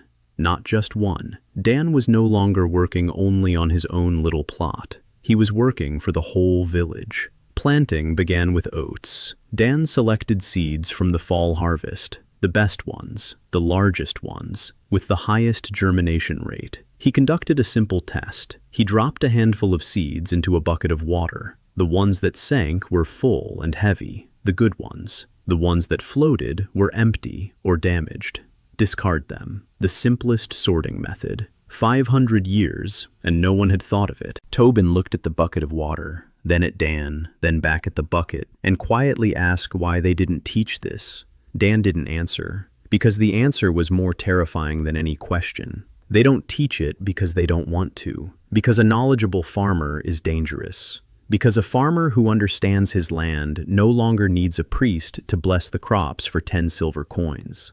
The second crop was peas. In the fields that had yielded oats the previous year, crop rotation. Dan had finally implemented it on a full scale. Oats take up nitrogen, peas return it. After the peas, the soil would be ready for something more demanding, barley, or wheat, or something they'd never seen here before. And just as he was placing the pea seeds in the furrow, mentally calculating the cycles 3 years ahead, the rune flared up. It didn't hurt, but brighter than ever. The world around him wavered. Dan froze with a seed in his fingers and suddenly saw, not with his eyes, with something else. He saw the cycles, like streams, like rivers flowing across the field. This section releases nitrogen for 4 years, then it needs a year to rest. Here, potassium is lost more quickly because of the slope and water leaching it away. Here, phosphorus is blocked by clay and can't reach the roots. Every field had its own rhythm, its own pulse, its own strong and weak seasons. And for the first time, Dan saw these rhythms so clearly, as if someone had drawn them with glowing lines right in the air. The fourth skill, manipulation of cycles. It didn't reveal itself in battle, not in a crisis. It revealed itself at the very moment Dan was doing the simplest thing in the world, planting peas. Lina stood nearby and saw how his face changed. She asked what had happened. Dan took a long time to find the right words. Then he said he could see the earth breathing. Lina didn't laugh. She didn't recoil. She sat down next to him and said she wanted to understand. Dan tried to explain about cycles, about rhythms, about how every field is like a living being with its own heartbeat. Lina listened, and her healing eyes lit up, because she knew what rhythm was. A pulse, breathing. She healed people by sensing their rhythms, and now Dan was telling her that the earth also has a pulse, that you can heal a field as if it were a patient. To listen to it, to understand it, to give it what it needs, not at random, not out of habit, based on a diagnosis. It was a revolution, a quiet one, without fanfare. 2 people sitting on the damp earth in spring, talking about the pulse of a field, and the world around them became a little less sick. The news that Greenshow had survived the winter without any losses spread like wildfire. By the start of the second week of spring, people from Cornwall had arrived in the village, the neighboring village, 5 miles to the east. 3 families, hungry, pale. 7 of them had died that winter. 2 elderly people, an infant. 4 from a cold that turned into a fever. They didn't come to beg for charity. They came to find out how Greenshow had survived. Why did they have supplies left after winter when everyone else was empty-handed? Olden greeted them warily. Strangers, their problems. He had his own family to feed. But Dan approached the delegation from Cornwall and said he'd show them. He'd show them everything. How to make kvass, how to smoke meat, how to build a greenhouse, how to plant properly, for free. No strings attached. Olden tugged at his sleeve and whispered that they couldn't just give away their secrets like that. That this was Greenshow's only advantage. That if everyone knew, Greenshow would become just another ordinary village again. Dan replied quietly and calmly. He said that a hungry neighbor isn't a competitor. It's a threat, because hungry people steal. Hungry people fight. Hungry people go to war over a sack of flour. But a well-fed neighbor is an ally, a trading partner, someone who'll have your back when someone more dangerous than hunger comes along. Olden was silent. Then he said Dan was strange. Dan agreed. 3 families from Cornwall returned home with a sack of selected oat seeds, with detailed instructions drawn on birch bark by Lina, who was a better artist than Dan, with a recipe for sauerkraut, with instructions on how to build a greenhouse, and with a promise that Dan would come and inspect their fields by summer. After Cornwall, people came from Whitelog, then from Haddington, then from Old Oak. To every village, Dan gave the same things: seeds, knowledge, instructions, and one condition. When their harvest was ready, they would give 1/10 of the seeds back, not to Dan, but to a common fund for the next village that asked for help. A seed bank, shared, protected, growing with every harvest. Olden listened to this and shook his head, but he didn't argue anymore. By the end of the first month of spring, Dan knew the names of the village elders from 5 villages. He knew their fields, their problems, their soil. And in every village, there were people who had started doing what he was doing, still clumsily, still making mistakes, still not understanding why, but simply repeating the process. But they had started. And that was the beginning of something bigger than just one village coming back to life. In the middle of spring, Emma Whitehill arrived. She didn't just come, she arrived, on a white horse, escorted by 4 knights in polished armor, the daughter of Count Whitehill, the very same man who was the suzerain of Greenshow and 6 surrounding villages. Emma was tall, fair-haired, with a straight back that didn't know what it meant to slouch, a golden rune on her palm, Holy Knight, a rarest of classes, blessed. She dismounted at the village headman's house. She took off her gloves. She surveyed the village with the expression of someone conducting an inspection. Olden ran out to meet her, bowing so low that he nearly stuck his nose in the mud. Emma said she had come on her father's behalf. Count Whitehill had heard strange things, about a gray-haired farmer, about a greenhouse, about a winter without deaths. The Count wants to know the truth, and the Count sent his daughter because he trusts her eyes. Olden led Emma to Dead Pit. Now that name sounded like a joke. The plot was green, variegated, diverse. Oats, peas, nettles, wild spinach, son-of-vines wound their way up the fence posts. The greenhouse stood nearby, small, absurd, with oiled walls and a stone stove. Emma walked around the plot, in silence. The farmhands stood at a distance, shifting from foot to foot. They felt awkward. The elite class was walking through the garden beds of a working-class farmer. It was as if a duke had walked into a pigsty, indecent, strange. But Emma didn't notice it. She looked at the plants, at the furrows, at the irrigation system, at the soil that, just 3 months ago, had been a dead crust. Dan approached as she stood by the greenhouse. He didn't bow, not because he was insolent, because he didn't know how. In his past life, people didn't bow. He nodded, said he was glad to have guests. Emma turned and looked at him, for a long time, appraisingly, the way someone who's used to seeing lies looks for them out of habit. She asked how it was possible. Dan answered simply, knowledge, hard work, time, nothing more. Emma said that Grey class knowledge couldn't produce such results, that the Greys had no system, no skills, no progression. Dan remained silent, because arguing with a gold class person about how the system worked was pointless and dangerous. Instead, he left and returned with a leaf, a single strawberry stem, the first of the season, with a single berry, small, red, smelling of summer. He held it out to Emma, not on a plate, on a green leaf, and said it was the first of the season, that he hadn't given it to anyone else. He wanted to try it himself, but it seemed more important for her. Emma looked at the berry, at the red dot on the green leaf, at the hands of the gray-haired farmer who had grown that berry, and something inside her broke. Not in a bad way, in the right way. Like a dam breaking, and the water that had been held back for years finally flowing where it was meant to go. She took the berry, put it in her mouth. The strawberry was sweet, warm from the sun, real. Emma Whitehill, the Count's daughter, a holy knight of the gold class. She stood in the middle of a muddy field in a small village and cried, quietly, silently. Tears streamed down her cheeks and dripped onto her breastplate. The knights turned away. Hayley, who was standing 10 paces away with a hoe, opened her mouth and closed it again. Lina pressed her hand to her chest. Tobin hid behind the fence. And Dan just stood there and waited, because he knew what was happening right then. He'd seen it before. In Lina's eyes when her mother stood up. In Grimm's eyes when he realized why. In Alden's eyes when he took off his hat.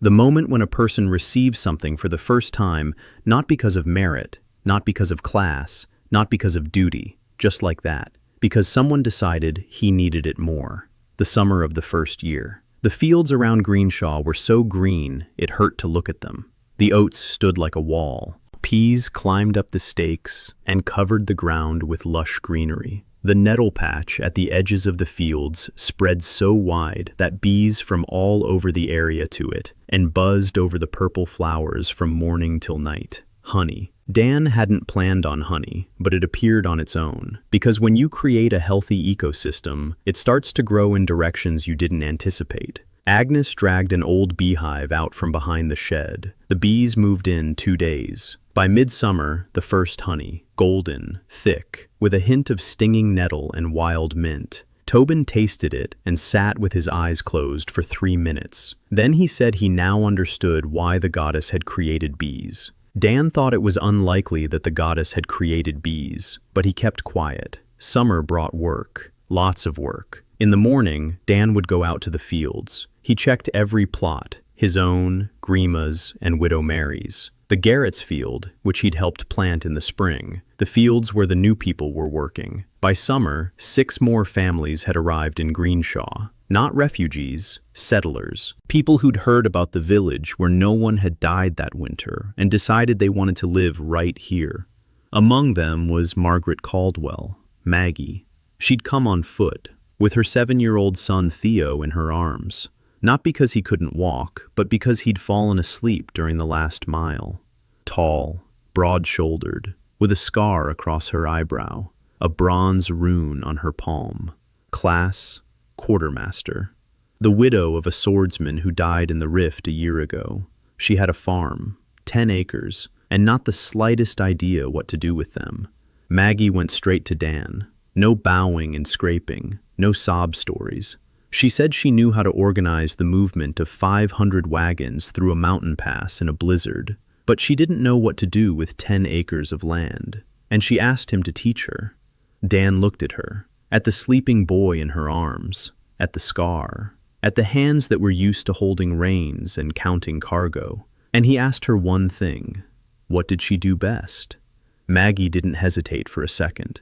Planning, calculating, allocating, logistics.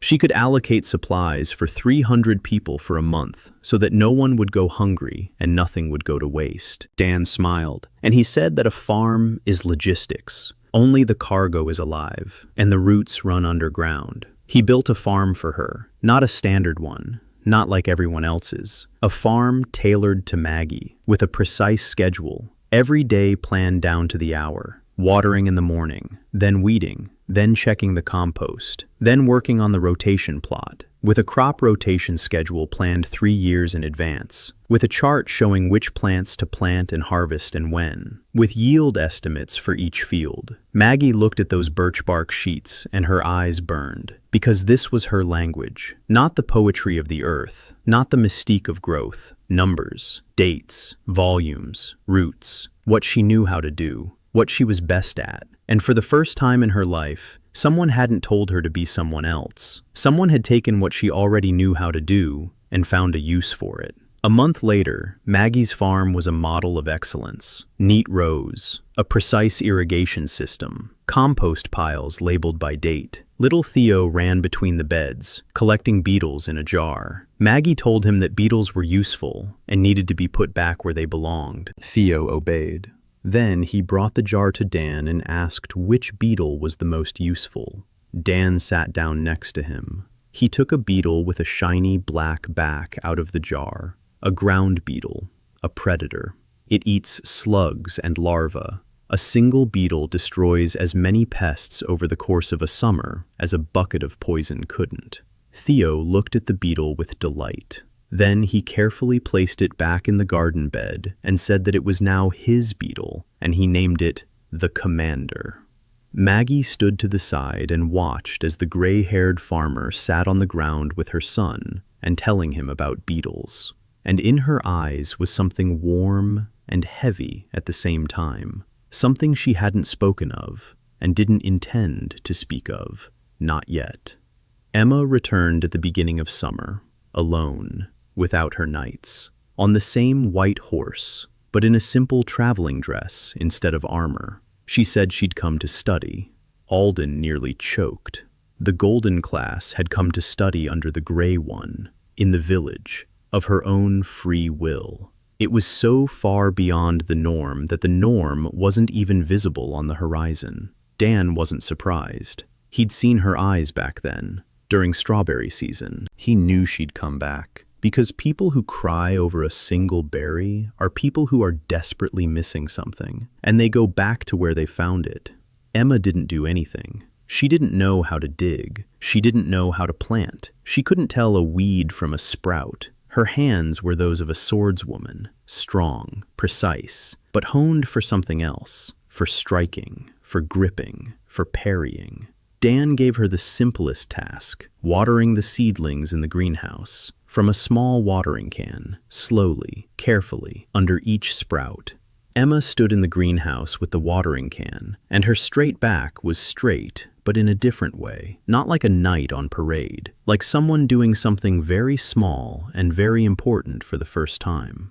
A village cat named Carrot showed up around the same time, or rather, he'd always been there. Ginger, chubby, cheeky, he lived with everyone and no one. He ate wherever he was fed. He slept wherever it was warm. But after Dan started working, Carrot discovered a new pastime. He stole seeds. He'd climb into the barn, stick his paw into the sacks, grab a handful of seeds, carry them off in his teeth, and bury them. All over the village, by doorsteps, by fences, by the well, under the apple tree in the town square. No one noticed until a month later, strange sprouts began to pop up in the most unexpected places. A wild pea bush grew under Agnes's porch. A patch of nettles sprang up behind Bran's smithy. Spinach blossomed right under Priestess Sally's temple window. Sally was furious. She believed it was Dan's witchcraft, that he had deliberately planted heresy near the temple. Dan swore he had nothing to do with it. Sunna silently pointed to Carrot, who at that very moment was busily burying something by Alden's porch. Tobin laughed so hard he fell off the fence. Hayley tried to catch the cat, but failed because Carrot was faster than any bronze-class warrior. From then on, the cat became the village's unofficial mascot, and indeed, all sorts of things grew around him. But the reason was prosaic. He was marking his territory. The ammonia in his urine is nitrogen. Nitrogen is fertilizer. But no one in the village dared to admit it out loud. Olden even considered adding the cat to the village census as a useful agricultural creature. Summer was in full swing. The harvest was gaining momentum. Dan worked 18 hours a day. He didn't complain. He didn't get tired. Or rather, he did get tired, but didn't show it. Runa sustained him. The power of the harvest, which he gathered every day during the harvest, gave him energy. Not much. Not like a magical elixir. More like a good breakfast. Like an extra hour of sleep. A small advantage. But in a farmer's work, small advantages add up. Day after day. Week after week. And by midsummer, Dan was stronger than he'd been at the start, faster, more resilient. Not like a warrior, like a man who lives right, who eats what he's grown, who drinks clean water, who sleeps on the earth that knows him. His body was changing, slowly. His shoulders were broader, his arms were stronger, his skin was darker from the sun. He was no longer a pale graduate student from Seoul. He was a farmer, a real one. And the world around him could sense it.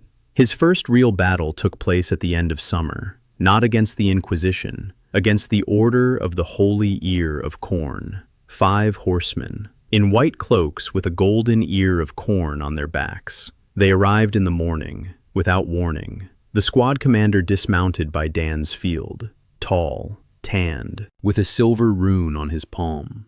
A swordsman. He said the order held a monopoly on grain production in the Westmark, that any grain production without a license from the order was illegal, that the Greenshaw fields were to be seized and placed under the order's control, immediately. Olden produced a letter from Count Whitehill. The commander read it. He smirked. He said that the Count's protection did not extend to matters concerning the order, that the order was answerable only to the temple, that the Count could complain to the king, but until the complaint was reviewed, the fields would be sealed off.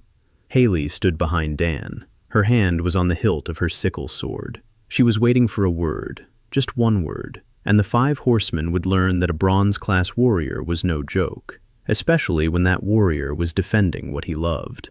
Dan told her to stay put. Then he turned to the commander, and he did something he had never done once in all his time in Edenroth. He stepped onto his field. He stood in the middle of the oats, and placed his palm, bearing the rune, on the ground. The field responded, not with words, with movement.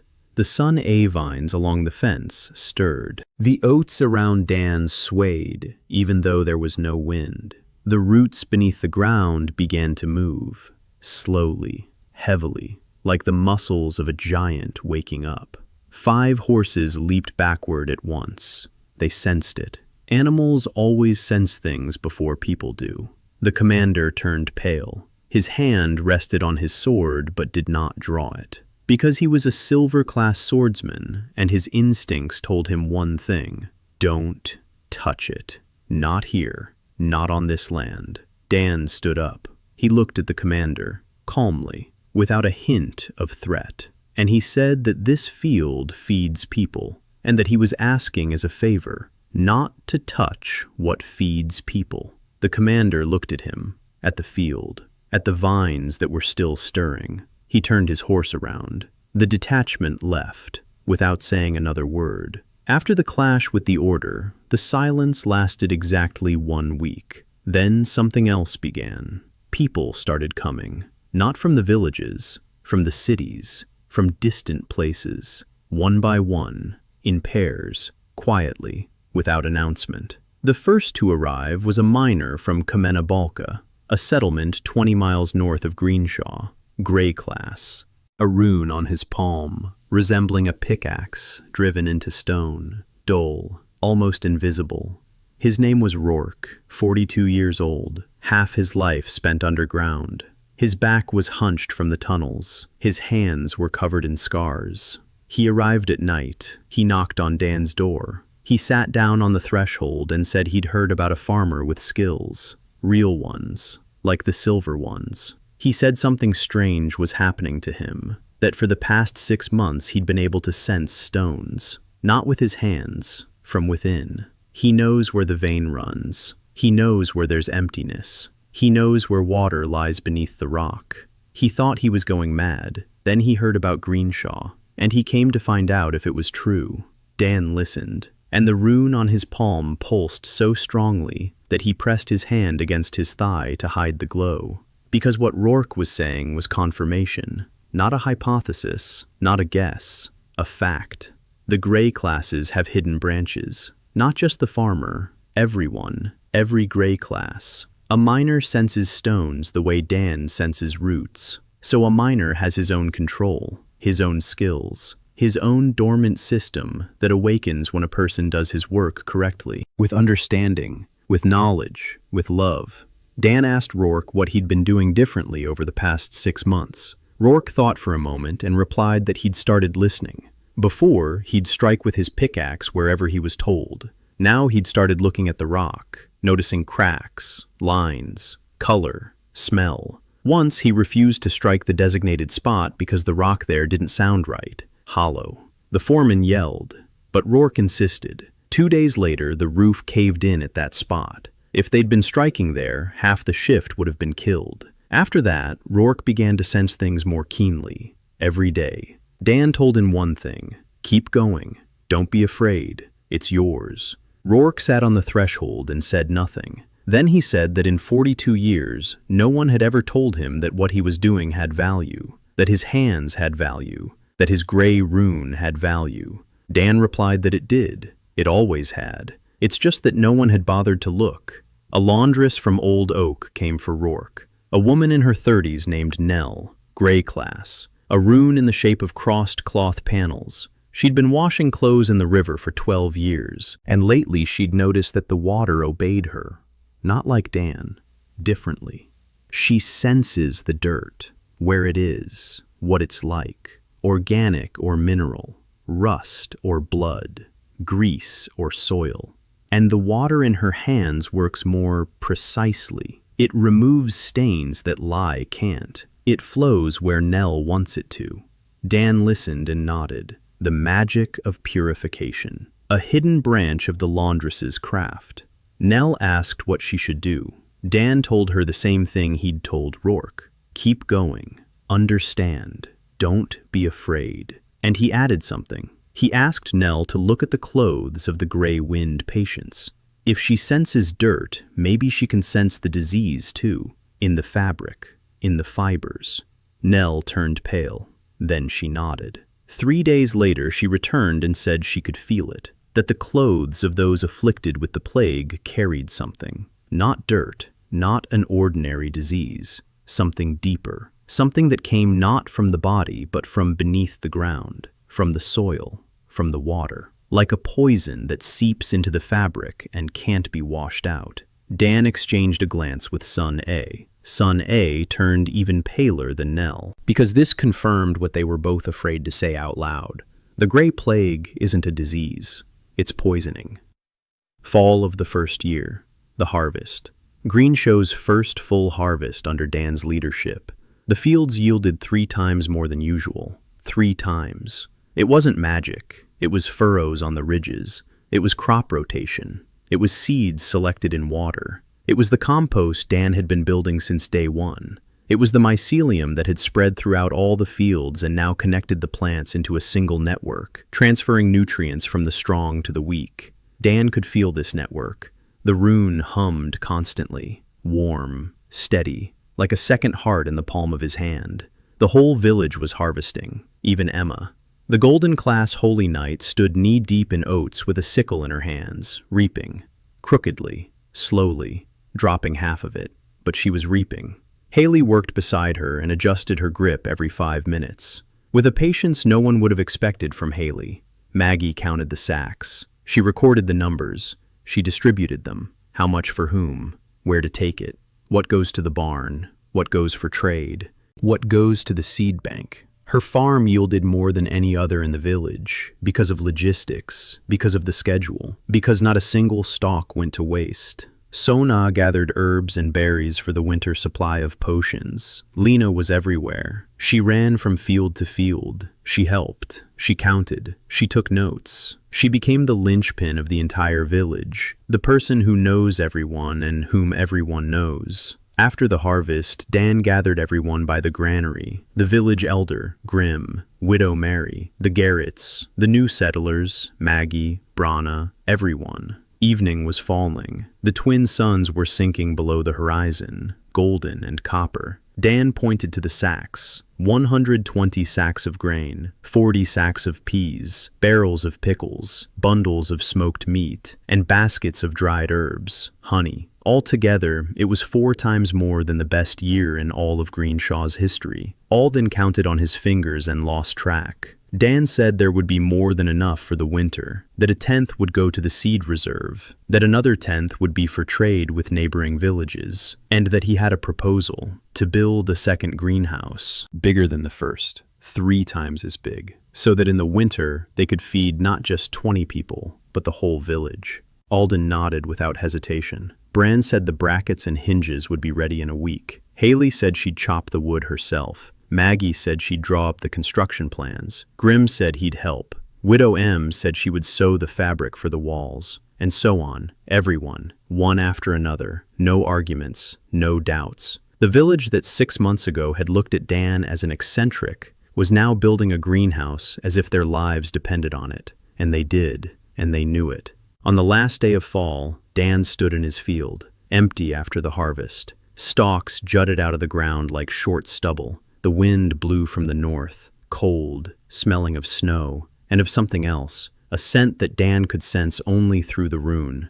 Bitter, sour, rotten. He turned toward the north. There, far beyond the hills, lay the fissures, cracks in the earth from which demons crawled, and from which something else crept, slow, invisible, the gray mist. The rune on his palm pulsed, warm, warning him. It always did that when contaminated soil was nearby. But now the fissures were 30 miles away, and Dan could sense them through 30 miles of earth. That meant he had grown stronger, or that the miasma had drawn closer, or both. He stood and looked north, and for the first time in a year, he thought that growing oats and saving a single village might not be enough, that something enormous was rotting beyond the horizon, that something that was killing the earth itself, not a disease, not demons, something else entirely, and his gray rune was the only one in all of Edenroth that could sense it.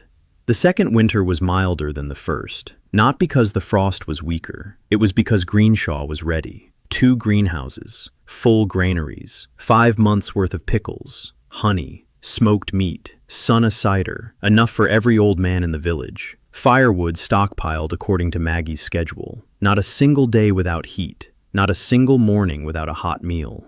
The village entered winter not as if under siege, but as if on vacation. A difficult one, but familiar, manageable. Dan allowed himself to breathe. For the first time in a year, he sat in the greenhouse in the morning, looking at the green sprouts and doing nothing, just sitting, just watching.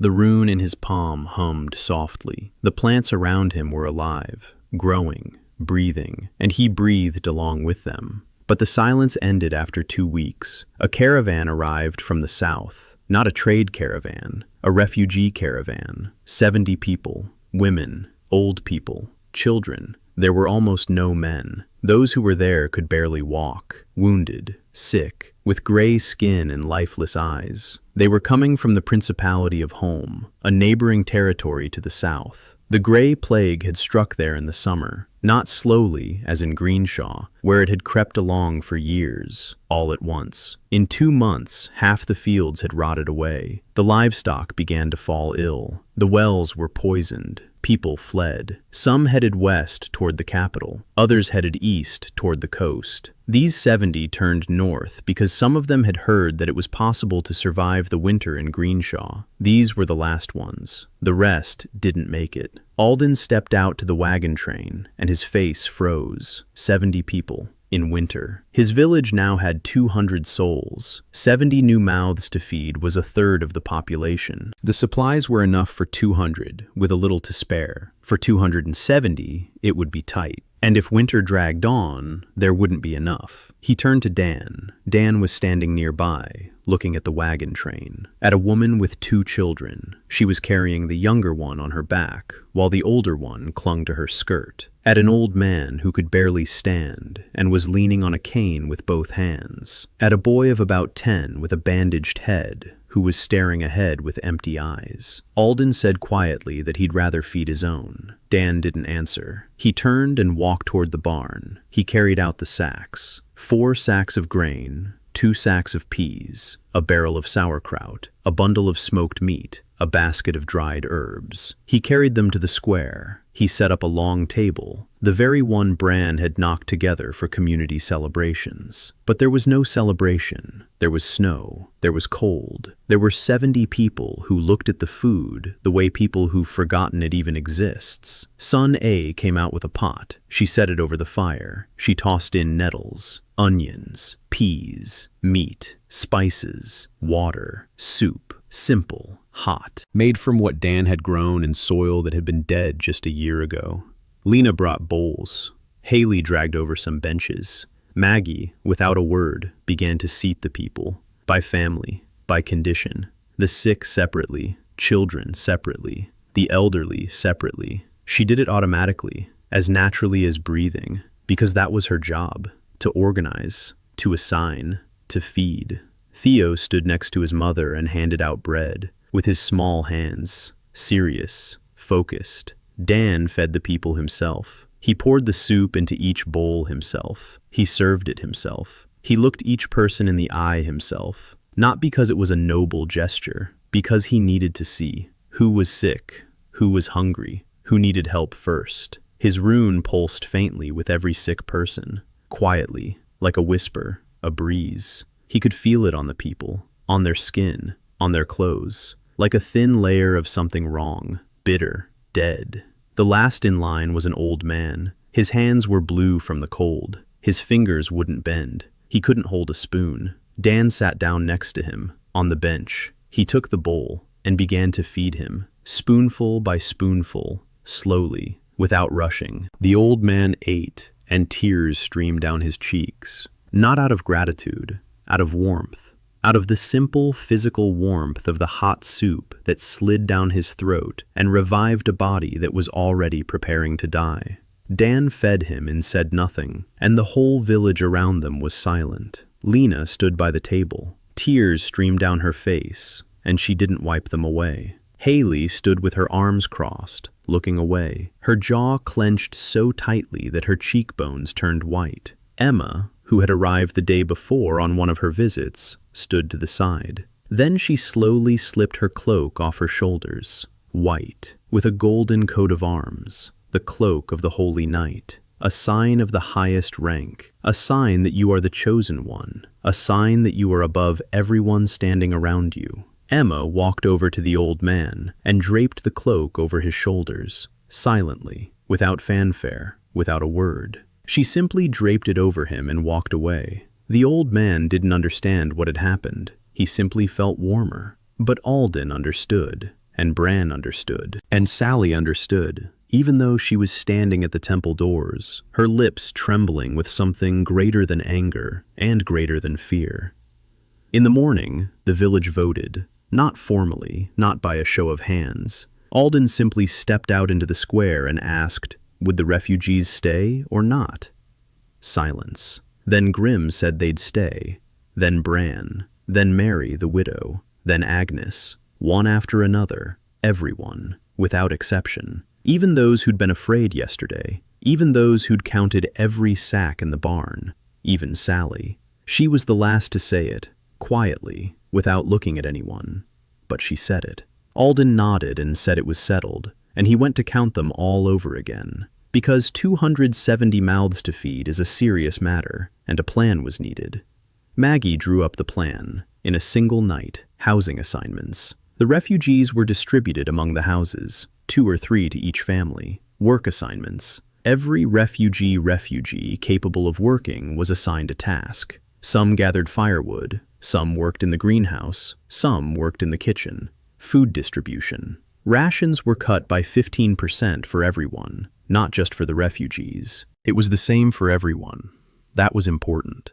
Maggie explained to Olden why. If the refugees ate less than the locals, divisions would begin. Us and them, the hungry and the well-fed.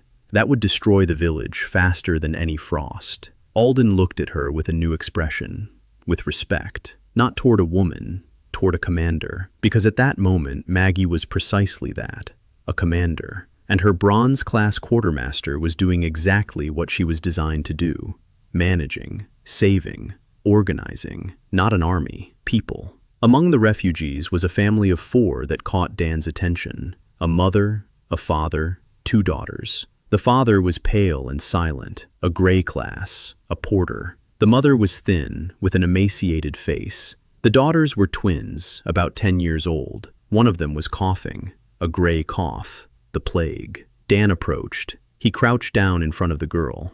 She looked at him with frightened eyes. He placed his hand on her forehead, hot. Then he placed his hand on the ground beside her. The rune pulsed. He could feel the plague within her, the same taste, the same bitter, dead smell, but closer, clearer than ever. And he sensed something else, a direction. The wind in this girl hadn't come from the air, not from another sick person, from the earth, through water, through food grown in poisoned soil, through grain that had absorbed the poison from the roots. A chain, earth, plant, human. And this chain can only be broken in one place, at the beginning, in the earth. He got up and went to Sona. They talked all night. Lina sat with them, and Nell, whom Dan had called from Old Duke 2 weeks ago. 4 people at the table: a farmer, a healer, an alchemist, a laundress. 4 members of the gray and silver classes. 4 people who saw the world differently than the system did. They gathered everything they knew. Dan described what he sensed in the soil: bitterness, acidity, dead zones where not even mycelium grows. Nell described what she sensed in the patient's clothes: a thin layer of something inorganic, not dirt, not disease, something mineral. Sona pulled out her notes: 2 years of observing the sick, a pattern. The epidemic is stronger where the land is closer to the north, toward the faults. The closer to the faults, the more sick people there are. The deeper the wells, the worse the water. Lina added her own observations. Healing magic relieves symptoms but does not cure, because magic seeks the disease within the body. But the disease is not in the body, it is in what the body eats.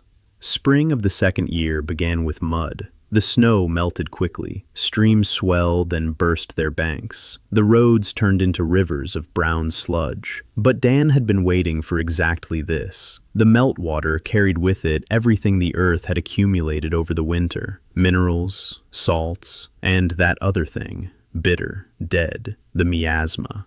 He went out into the fields every morning and placed his hand on the ground. He listened. Manipulation of the cycles was now working constantly. He could see how the streams of meltwater carried poison from the north, thin trickles, almost invisible, but the runes sensed them. They flowed underground at a depth of 3 or 4 cubits, slow, stubborn, like the roots of a tree growing in the wrong direction. And with every spring they moved further south, closer to Greenshaw, closer to his fields, closer to the people he fed. Preparing for the expedition took 3 weeks. Maggie drew up a supply plan: food for 10 days, water, tools, Sunne test tubes, birch bark and charcoal for notes, seeds, lots of seeds, different kinds. Dan didn't know exactly what he'd find at the faults, but he knew he'd need seeds. Each species reacts to poisoning in its own way. Some die. Others absorb the poison and accumulate it. Still others somehow process it into something harmless. Phytoremediation. In his past life, scientists with multi-million-dollar grants had worked on this. Here, he had his hands. Runa. And 24 years of knowledge that no system could provide. The team set out at the beginning of the 2nd week of spring. 6 of them. Dan, Lina, Hayley, Sunne, Nell, and Rourke. The miner volunteered himself. He said that if they were heading to the faults, they'd need someone who could sense stone, because the faults were cracks in the ground, and cracks were his specialty. Dan agreed. Maggie stayed behind in Greenshaw. Someone had to run the village and the network. Emma left to visit her father 2 days before they set out. She said she'd try to convince the Count to send people to guard the villages while Dan was up north. Dan nodded. He didn't say he didn't need protection, because Emma wasn't doing it for him. She was doing it for herself, to be part of something, so that her golden class would finally serve not the family or the crown, but the people. The first 3 days of the journey were uneventful. The road north wound through the hills, green, wet with spring rain, fields on both sides, most of them empty, abandoned. Monoculture had been killing them for years, and now they stood as dead rectangles of gray earth between patches of forest. Dan stopped at each one. He placed his hand on the ground. He listened. He took notes. The farther north they went, the worse the land became. On the 2nd day, he saw a completely barren, dead field. Not a weed, not a worm, not a mushroom.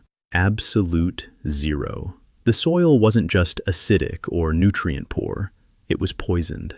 The rune pulsed so strongly that Dan pulled his hand away. Bitterness, metal, something unfamiliar. Suna took a sample. She poured it into a test tube. She added cabbage indicator. The color turned neither red nor green. Yellow, a color that shouldn't exist, one that isn't on the pH scale, something beyond normal acidity, something new. On the 4th day, they met Minju Park. She didn't come to them, she found them. Small, thin, with a short haircut, wearing clothes that had once been a black uniform but had now turned into gray rags. She stepped out from behind a tree on the side of the road and stood before the squad. Hayley instantly drew her sickle sword. Rourke raised his pickaxe. Lina took a step back. Minju didn't move. She looked at Dan, only at him, and said she'd come to warn them, that they were coming for him, that the Inquisition of the Call had put together a case, that Grand Inquisitor Cedric Vayne had personally signed the warrant, that they had a month, maybe 2, then they'd come. And not 5 horsemen like from the Order, an army. Dan asked how she knew. Minju paused. Then she raised her right palm. A rune, a golden one, a rune-reader. Dan had seen golden runes before, on Emma's, bright, burning, like a little sun. Minju's rune was different, dull, broken, as if someone had tried to extinguish it but hadn't quite succeeded. Minju said she'd been with the Inquisition for 7 years, since she was 12, that she read other people's runes, that she found heretics, that she reported people with gray classes whose hidden branches were awakening, that she had more than 20 names on her conscience, people who were burned, walled up, exiled, because she read their runes and said they were wrong. She fell silent, eyes fixed on the ground, hands clenched into fists, a slight tremor running through her entire body. Hayley hadn't sheathed her sword. Lina watched in horror. Sana looked on coldly. Rourke was silent. Nell turned away. Dan walked up to her, silently. He took a small clay pot filled with soil out of his bag. A sprout was sticking out of the soil, delicate, green, a nettle, the very first one. Dan had transplanted it into a travel pot before leaving. He didn't know why, he just felt he had to. Now he knew. He held out the pot to Minju. She looked up, confused, tearful. Dan told her it was hers, that she had to water it, that if the sprout survived, so would she. Minju took the pot with both hands. She pressed it to her chest and didn't say a word. But from that moment on, she walked with them. The 7th day. On the 6th day, they reached the border of the zone of wind. It was obvious even without any runes. The trees here stood bare, not because of winter, because of death. The bark was blackened. The branches were dry, not a single leaf, not a single bird. The grass beneath their feet was gray, not green, not brown, gray, like ashes. Dan bent down and touched it. It crumbled into dust. The rune on his palm hummed so loudly that he could feel it in his teeth. The vibration traveled through his bones, through his entire body. The earth here was not asleep. The earth here was screaming, quietly, dragging on, at a frequency that only those who know how to listen could hear. Dan got down on his knees. He placed both hands on the ground. He closed his eyes, and he saw, not with his eyes, with the rune, control of life, manipulation of the cycles,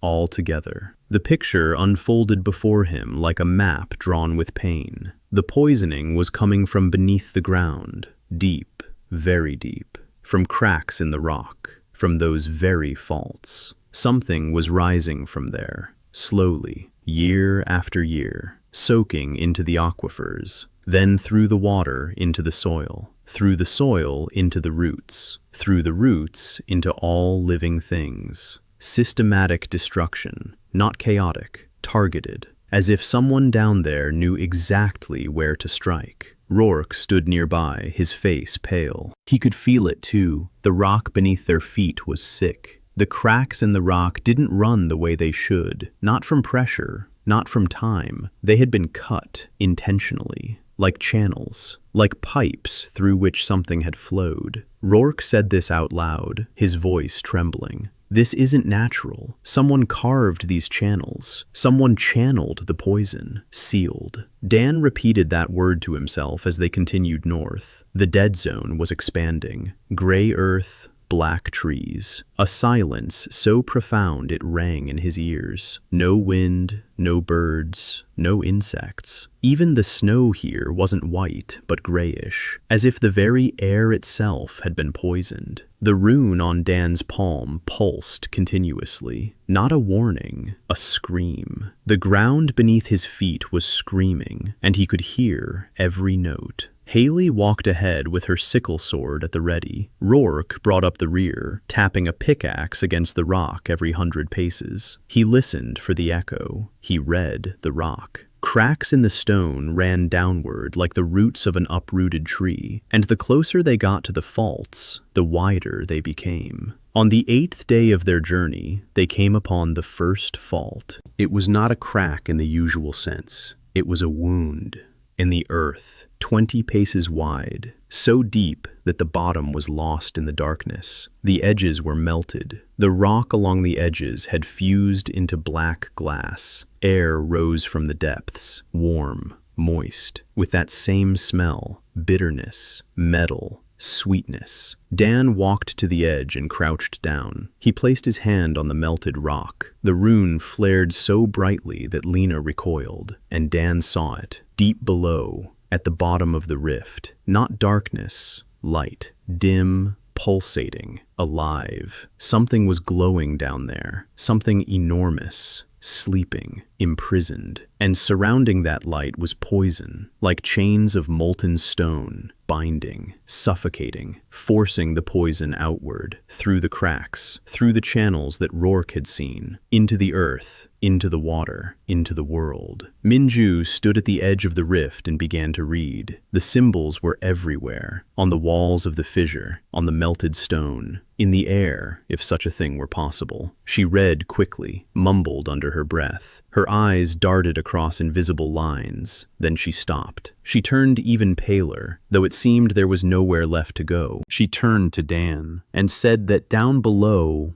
it wasn't poison. Down below, there was a seal, huge, ancient, older than the distribution, older than the goddess of the call. This seal is holding something down there, something alive, something very powerful. And the seal is crumbling, slowly, year after year, century after century. And what people call the gray mist isn't poisoning. It's a side effect, a leak from the crumbling seal, like blood from a wound that won't heal. Dan sat on the edge of the abyss and thought. His agronomist's brain was working at full capacity. Set aside emotions, set aside fear. Look at the system. What do we have? A seal underground. It's crumbling. The byproduct of its destruction is poisoning the soil and water. Through the soil and water, the contamination spreads to plants. Through the plants, to people. A chain, a long one, but with one key link. The soil. If he can clean up the soil, he can break the chain. Not repair the seal. No, that's beyond his power. But he can slow down the poisoning, create a buffer, a barrier of living, clean soil between the poison and the people. Phytoremediation. Plants that absorb the poison and process it. Trees whose roots reach the contaminated layers and purify the water. Fungal mycelia that break down toxins. A natural filter, living, self-replicating, eternal. He took the seeds out of the bag, 10 species. He spread them out on a rock. He closed his eyes. He placed his hand next to them, and for the first time, he deliberately turned his attention to the 5th branch. Selection, the creation of species. He could feel every single seed, its internal structure, its code, what it is and what it could become. Oats, strong, resilient, but not adapted to poison. Stinging nettle, a nitrogen fixer, powerful roots, but shallow. It won't reach the poisoned layers. Wild peas, deep roots, but weak. It would perish in a toxic environment. None of his plants were suitable. None had been created for this, because nature hadn't created plants to purge the magical poison from beneath the seal of an ancient creature. But Dan wasn't nature. He was a farmer. And for thousands of years, farmers had been creating what nature hadn't foreseen. The return trip took 5 days. Faster because the road was familiar. Slower because each of them carried the weight of what they had seen. The dead land. The rift. The seal. What lies dormant beneath. No one spoke of it aloud, but everyone was thinking about it. Dan carried 3 pots of his hybrid sprouts in a sack. Small. Gray-green, alive. He watered them every morning, checked the roots, made sure the soil in the pots didn't dry out. Runa never stopped speaking. The green light in his palm became constant, quiet, steady, like a new language in which the earth spoke to him. In Greenshow, silence met them. Not a bad death, cautious. Maggie stood at the gate with the kind of expression commanders have when the news is bad, but it's too early to panic. She said that while they were walking to the faults, 3 things had happened. First, Count Whitehill had sent 10 soldiers to guard the village. That's Emma. She kept her word. Second, news had come from Cornwall that their crop, grown using Dan's method, had sprouted, and the villagers were weeping with joy. The seed bank has been replenished. The network is working.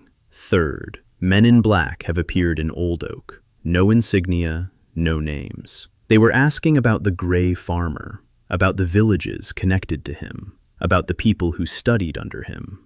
The Inquisition. They're no longer hiding. Dan listened and nodded. Then he went out to the field. He sat down on the ground. He placed his hands on the earth, and he thought. 2 streams, 2 vectors. One comes from beneath the earth, poison, a plague, slow annihilation. The other comes from above, the Inquisition, the Order, a power that doesn't want the Grey classes to wake up. Both currents are directed at a single point, at him, at Greenshaw, at that little green spot on the map that shows it's possible to live differently. 2 enemies, one invisible, the other in black cloaks. And both fear the same thing, that people will see the truth, that the Grey classes aren't trash, that the land isn't cursed, that the system is lying. The next 3 months were the most intense of Dan's life. He worked on 3 fronts at once. The first front, the fields. He planted his hybrid along the northern border of the Greenshaw lands, a strip 20 paces wide. The gray-green plants grew slowly but steadily. Their roots reached deep, deeper than any plant Dan had ever seen. 3 elbows, 4, 5. They reached the poisoned aquifer and began their work, slowly, molecule by molecule, absorbing the poison, processing it, producing clean water. Dan could feel it through the rune. He could feel how each little root worked like a tiny filter, a natural water treatment plant, alive, growing, producing seeds for the next generation. A month later, the hybrid strip halted the spread of the blight on the Greenshaw plot. The land beyond the strip remained clean. Ahead of the strip, the poison continued to creep, but no further. The barrier was working. The second front, people. By the summer of the second year, the network had grown to 6 villages: Greenshaw, Cornwall, White Log, Haddington, Aldoke, and a new one, Bear Creek. Each village received seeds, instructions, teachers from among the people Dan had trained. In every village, someone from the Grey classes discovered their hidden branches. A miner in Haddington who could sense water veins. A carpenter in White Log who began to understand wood as if it were speaking to him. A seamstress in Bear Creek who suddenly discovered that the thread in her hands laid itself more smoothly when she understood the fabric's structure. Small miracles. Quiet, invisible to those who don't know where to look. But for Dan, each one was proof. Each was a brick in the wall he was building. A wall of knowledge, of understanding, of the truth that the allocation is not a sentence. The third front, defense. Minju became his eyes and ears. She knew how the Inquisition operated, how they gathered information, how they recruited informants, how they went about it. First, surveillance, then infiltration, then accusation, then trial. Swift, formal, with a predetermined verdict. Minju set up an early warning system. Every village in the network had an observer. Any stranger was noted. Any unusual question was passed up the chain. It wasn't an army, it was a network, a web, like mycelium in the soil, and it worked. Twice that summer, Minju warned of Inquisition scouts before they reached Greenshaw. The scouts were left alone. They weren't chased away. They simply weren't shown anything out of the ordinary. A village was just a village. Oats were just oats. A Grey farmer was just a Grey farmer. Minju knew that wasn't enough, that the Inquisition had already gathered enough evidence for an indictment. that it was only a matter of time. Time ran out at the end of summer. A messenger rode in from Old Oak on a foaming horse. He said 3 words: "They're coming." The Inquisition, the Order of the Holy Colossus. Together, 300 men, 2 archmages, a detachment of the Holy Knights, an order from Grand Inquisitor Cedric Vayne, eradicate Greenshaw as a hotbed of heresy, destroy the fields, arrest the Grey Farmer, a public trial in the capital, an exemplary execution, so that others wouldn't think the Greys could be anything more. Dan listened. He went out into the field. He stood in the middle of his oats. He closed his eyes. He placed his hand on the ground, and he began preparing the field for battle. He had a week, 7 days. He worked all 7, without sleep, without a break. Maggie evacuated the village, women, children, the elderly, the sick. She distributed everyone among 6 allied villages, following all the rules of supply logistics. Every family knew where to go, what to bring, and where to spend the night. Maggie worked like a machine. Theo helped her, serious, focused, a 7-year-old boy who already understood what war was and why his mom hadn't slept for 3 nights. 6 remained with Dan: Lina, Hayley, Sun A, Emma, Minju, and Maggie. Each knew her role. Each had chosen to stay. Each understood that she might not survive the day. Dan was planting. 7 days. Every stalk with intent, every root with a purpose. The wheat stood like a wall, chest high. He had poured 3 years of the power of the harvest into it. Every ear of wheat carried a tiny spark. Sunlight accumulated over months, the earth's energy channeled through the roots.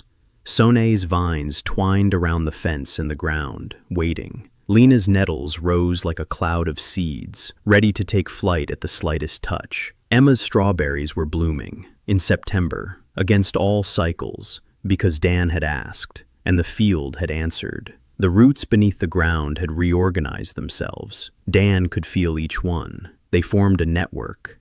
Dense, strong, ready. They arrived at dawn, 300 men, a steel line stretching from horizon to horizon. The white cloaks of the Order of the Holy Colossus mingled with the black uniforms of the Inquisition. 2 archmages in purple robes stood on the flanks. A squad of 12 holy knights in golden armor glistened in the light of the rising sun. The horses snorted. Banners fluttered in the wind. At the very front, riding a jet-black stallion, was Cedric Vayne, the Grand Inquisitor, tall, calm, with shoulder-length silver hair, wearing a simple black doublet without a single ornament. He needed no insignia. Everyone knew him. Everyone feared him. Dan stood alone, at the edge of the field, in simple peasant clothes, with Bran's sickle on his belt. The rune on his left palm glowed green, dim, steady. Behind him lay the field, wheat up to his chest, vines along the fence, nettles at the edges, wild strawberries in bloom. The village beyond the field was empty, shutters closed, doors locked, silence. Only the wind and the rustle of the wheat stalks. 6 women stood behind him, making no attempt to hide. Lina on the right. She knew every plant in this field, every stalk, every root. She had tended them for 3 months alongside Dan, and now the field knew her almost as well as it knew him. Hayley on the left. A sickle sword forged by her father was in her hand. The blade was parabolic, a 23-degree bevel, a drainage groove. She stood as still as a rock, her eyes empty of the rage that had given way to calm. Sun A was slightly behind her, 12 vials on her belt, each with a different formula. 2 years of work, 2 years of experimentation. Each vial could put someone to sleep,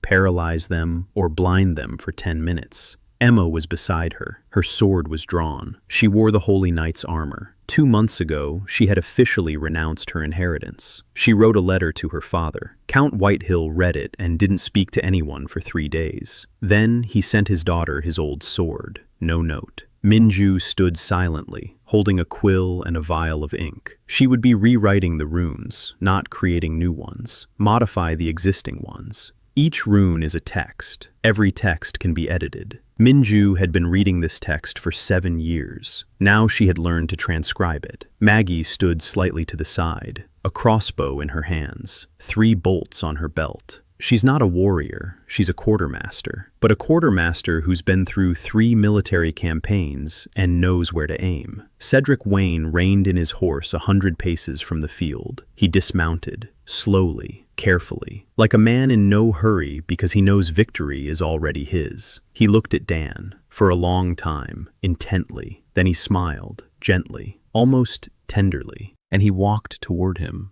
alone, without guards. The army stood motionless behind him, awaiting orders. Vayne stopped 10 paces away. He looked at the field, at the wheat, at the vines, at the blooming strawberries, and something flashed across his face, something fleeting and painful, like the shadow of a cloud. He said he knew that he himself had once grown such things, that he himself had once stood before his own field and believed that the world could be changed with a shovel and seeds, that his rune too had been gray, long ago, very long ago, a century and a half ago, that he had come to the capital with a sack of seeds and hope, and they had broken him, remade him, convinced him that the Greys were underdeveloped, that hierarchy was a blessing, that the goddess knew what she was doing, that hunting people like Dan was the salvation of their very souls. Dan listened, and he saw, not with his rune, with his eyes, with the eyes of a man who looks at another man and recognizes himself. Cedric Vayne was him, another version of him, a version that had been broken, one that wasn't allowed to cultivate its own field, one that was forced to burn down others. A century and a half, 150 years of self-hatred, disguised as faith in the system. Dan looked him in the eyes and said one thing, that he remembers. He remembers how the earth smells after rain. He remembers how a grain feels in the palm of his hand. He remembers how a sprout breaks through the husk. He remembers what Vayne has forgotten, and he can remind him. Vayne fell silent. He stood there. He watched. A century and a half raged within his eyes. Then he raised his hand to give a command. Dan dropped to his knees, slowly, not out of fear, out of resolve. He placed his left palm on the ground, on his land, the land he had watered for 3 years, fertilized, understood, loved. And he said quietly, without raising his voice, "I'm sorry to wake you so early." The field awoke. The wheat rose like a wall. Every ear glowed, not brightly, but warmly, like a candle. Thousands of candles. 3 years of the power of the harvest. 3 years of sunlight. 3 years of life poured into every stalk. The roots burst from the ground, not chaotically, purposefully, precisely. They entwined themselves around the legs of those advancing, not to wound, to stop them, to hold them back. Like hands grabbing a child running toward a cliff. It didn't hurt, but it held them fast. The vines of Suna rose from the fence and spread out in the air like a curtain. The wind carried their scent, sweet, rich, tart. The soldiers in the front rank slowed down. Their eyes grew cloudy. Their legs felt like cotton. They weren't falling asleep. They simply forgot why they had come. For a second, for 2, for 10. That was enough. 300 men stood in the field, stopped, not defeated, halted, by roots that held them but didn't break them, by a scent that confused but didn't kill, by a memory that ached but didn't wound. The field wasn't fighting them, it was embracing them, like the earth embraces a seed, tightly, warmly, patiently. Cedric Vayne stood alone. The roots hadn't touched him, because Dan hadn't asked for them, because Vayne isn't an enemy. He's a victim. A century and a half ago, he was broken, and now the field, planted by another just like him, told him one thing. You remember. You know. You haven't forgotten. You've just buried it. Deep, beneath a century and a half of pain. Vayne stood there, and for the first time in a century and a half, there were real tears in his eyes. Not from pain, from recognition. He slowly sank to his knees, on that same earth, across from Dan, and he whispered what he had forgotten, that he had forgotten what it was like, how it smells, how it sounds, how it feels when the earth responds. Dan held out a seed to him, just one, in his open palm, small, golden, warm from the rune, and he said, "It's never too late to remember, that you just have to plant it, and see what grows. Wayne took the seed, clenched it in his fist, and light emerged from beneath his fingers, dim, gray, like the first dawn, the rune that had been erased from him a century and a half ago, the one covered in the Inquisition's black ink, the farmer's gray rune. It hadn't disappeared. It had been sleeping, beneath layers of lies, beneath layers of self-loathing, beneath the black robe and silver hair and perfectly polite manners. It had been sleeping, and it awoke from a single seed. The sun was rising over the field, a double sun, golden and copper, and somewhere far away, very far away, deep beneath the earth, beyond the seal, beyond the darkness, beyond centuries of silence. The goddess of the call smiled for the first time in 3 years. The battle that never was ended in silence. 300 people stood in Dan's field, and no one moved. The roots slowly released their grip on their legs. The vines drooped, pollen settled. The ears of grain faded one by one, like candles after a celebration. The field fell asleep. Dan felt its weariness as if it were his own. 3 years of strength spent in a single morning. He lowered his hand. The rune on his palm faded to a faint green glow. He was empty, drained, like the earth after the harvest. Lina approached first. She stood beside him. She didn't say a word. She just stood there, and that was enough. Cedric Vayne rose from his knees, slowly, a seed in his fist, his face wet. He turned toward the army. 300 men looked at their commander, at the Grand Inquisitor, who was kneeling before a gray-haired farmer, at the swords in their hands, at the field around them. Vayne said one word, retreat, quietly, without a shout. The commanders exchanged glances. One of the holy knights stepped forward and began to say that an order is an order, and that Vayne turned to him, raised his right hand.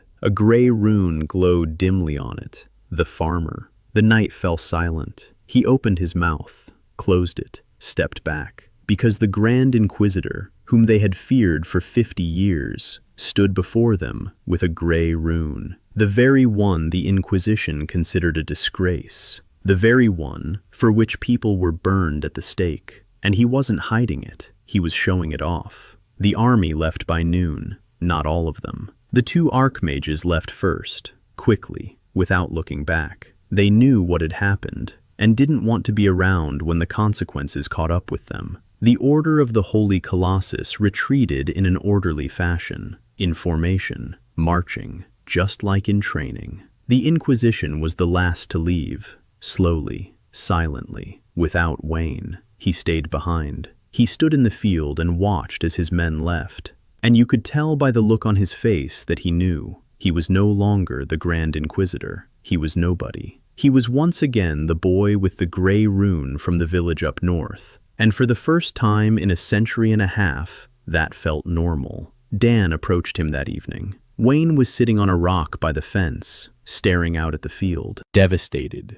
Quiet. The wheat had fallen flat. The vines hung limp. The strawberries had faded. Everything Dan had poured into it over 3 years was gone in a single morning. Vayne said it was his fault, that the field had given its life because he'd brought an army to it. Dan sat down beside him. He was silent for a moment. Then he said that the field wasn't dead. The field would rest. The roots are alive. The seeds are in the ground. The mycelium is intact. It will return by spring. Maybe not as strong, but it will return. Because the earth knows how to do one thing better than anything else in the world, to return. Vayne was silent for a long time. Then he asked what Dan wanted from him. Dan replied that he wanted to know the truth about the goddess, about the distribution, about why the gray classes are deprived of the system, about what sleeps beneath the faults, about everything. Vayne was silent even longer. Then he began to speak. What he told them took all night. Lina sat nearby and wrote on birch bark so quickly that the charcoal broke 3 times.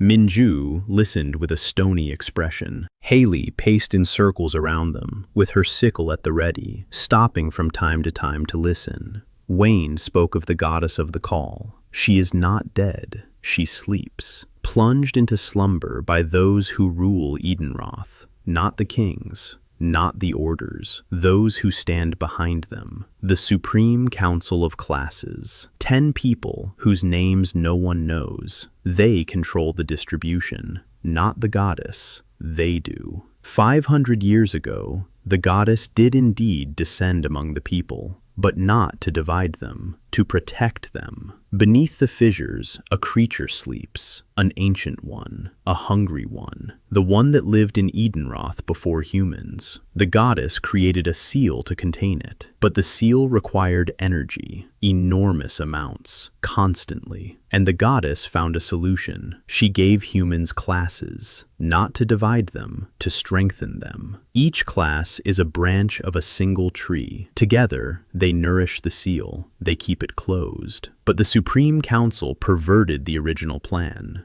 They took the system and turned it into a hierarchy. The gold at the top, the gray at the bottom. The grays are excluded from the system not because they are weak, but because their branch is the most dangerous to those who wish to control. The farmer, the miner, the laundress. Those who work with the foundation of the world, with the earth, with stone, with water. If they awaken, they will see the truth. They will see that distribution is not a gift, but a cage. They will see that the goddess did not divide, but united. And they will see that the seal is not crumbling on its own. It is being destroyed, intentionally, by the council, to keep people in fear, so that the demons from the rifts and the winds from beneath the earth would give them a reason for mobilization and control. A slow, controlled catastrophe. Just enough to be afraid, not enough to ask questions. Dan listened, and the world around him changed. Not physically, in meaning. It was all coming together. Why the gold class runes are blind to the wind. Because the system is programmed not to see it. Why the gray classes are deprived of skills. Because their skills are more dangerous than those of the gold classes. Why his rune reacts to poison. Because the farmer is the first class, the original one. The one that existed before the division. The one from whom all the others split off.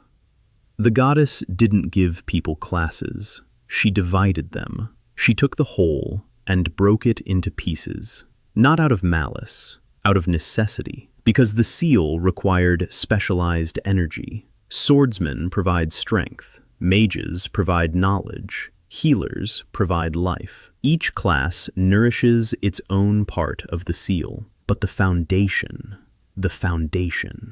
the roots, these are the grays. These are the ones who stand with both feet firmly on the ground. And when Dan unlocks his branches, he doesn't gain superpowers. He restores what people have always had. Before the goddess, before the division, before everything. In the morning, Dan stepped out onto the field, devastated after yesterday, but alive. The roots beneath the ground were stirring, slowly, weakly, but they were stirring. The rune on his palm glowed softly green, and Dan knew what to do. Not now, not tomorrow, but he knew. He needed to grow a seed. One that would sprout through the system. It wouldn't break it. It wouldn't destroy it. It would sprout, like a sprout through stone, like the rune on his palm. A seed that would awaken the goddess, that would repair the seal, that would return to the people what had been taken from them. Not with a sword, not with magic, with a sprout. A single sprout from a single seed planted in the right soil at the right time by the right hands. Wayne left the next day, not for the capital, north, toward the rifts. He said he knew where the entrance was, knew how to get to the seal, and that while Dan was growing the seed, he would be there, to hold them back, for as long as he could, with his newly awakened rune, with his 1.5 centuries of knowledge, now turned against those who created him. Before leaving, he turned around. He looked at Greenshow, at the fields, at the small greenhouse, at the ginger cat sitting on the fence, licking its paw, and he said he was envious. Dan asked of what. Wayne replied, everything. Fall. Greenshaw was recovering. People were returning from evacuation. Children were running through the streets. Bran was hammering away in the smithy. Agnes was picking spinach by the porch. Carrot was stealing seeds. Maggie was taking inventory. Theo was chasing ground beetles. Life, ordinary, simple, the very life for which all this had been done. Dan was working in the garden, transplanting, fertilizing, restoring what the field had given up in a single morning. Work that would take months, maybe a year. But he wasn't in a hurry, because there was nowhere to rush to. Seeds need time. The soil needs rest. People need peace. In the evening, he sat in the greenhouse, alone. On the table in front of him stood a small pot. In the pot was soil. In the soil was a seed. One, the very one. A hybrid of his hybrid. A seed he'd bred from a seed bred at the rift. A second-generation seed. It had it all. Resistance to poison, the ability to purify the soil, and something else, something Dan couldn't explain in words, something the rune could see but his tongue couldn't name. Life. Pure. Primordial. The kind that existed before the division. The kind from which anything can be grown. A seed not found in the goddess's catalogue. A seed that can sprout right through the system itself. Dan watered it, with a single drop. From the little watering can Emma had used to water her seedlings on her first day. He set the pot on the windowsill.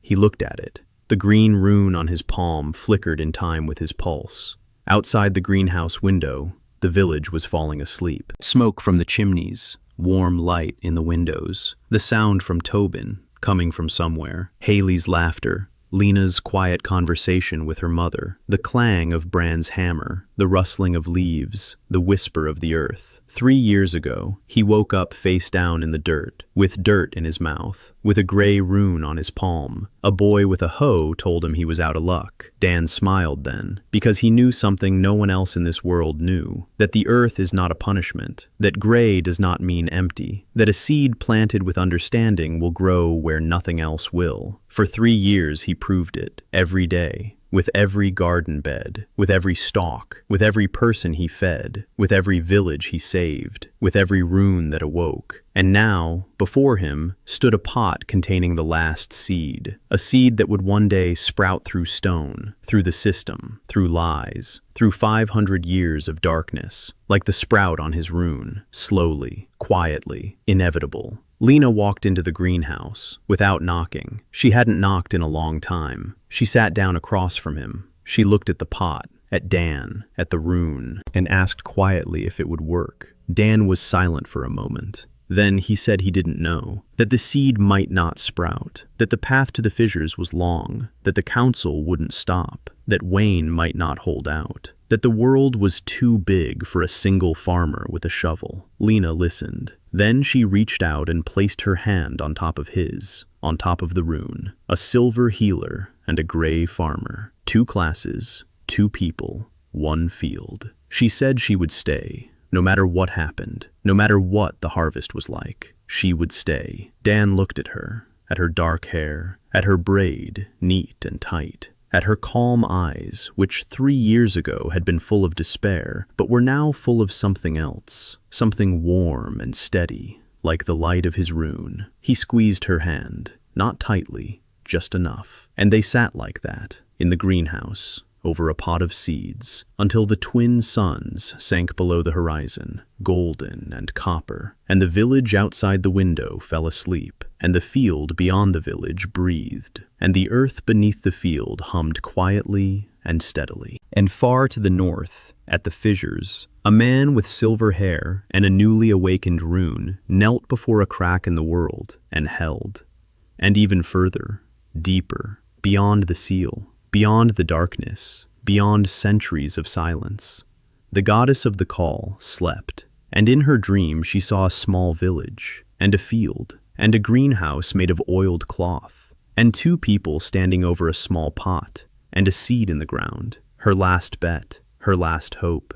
And she smiled, because the seed was alive, and the farmer who planted it knew what he was doing, not because the system had taught him, because he loved the earth, and the earth loved him. The sprout broke through at dawn,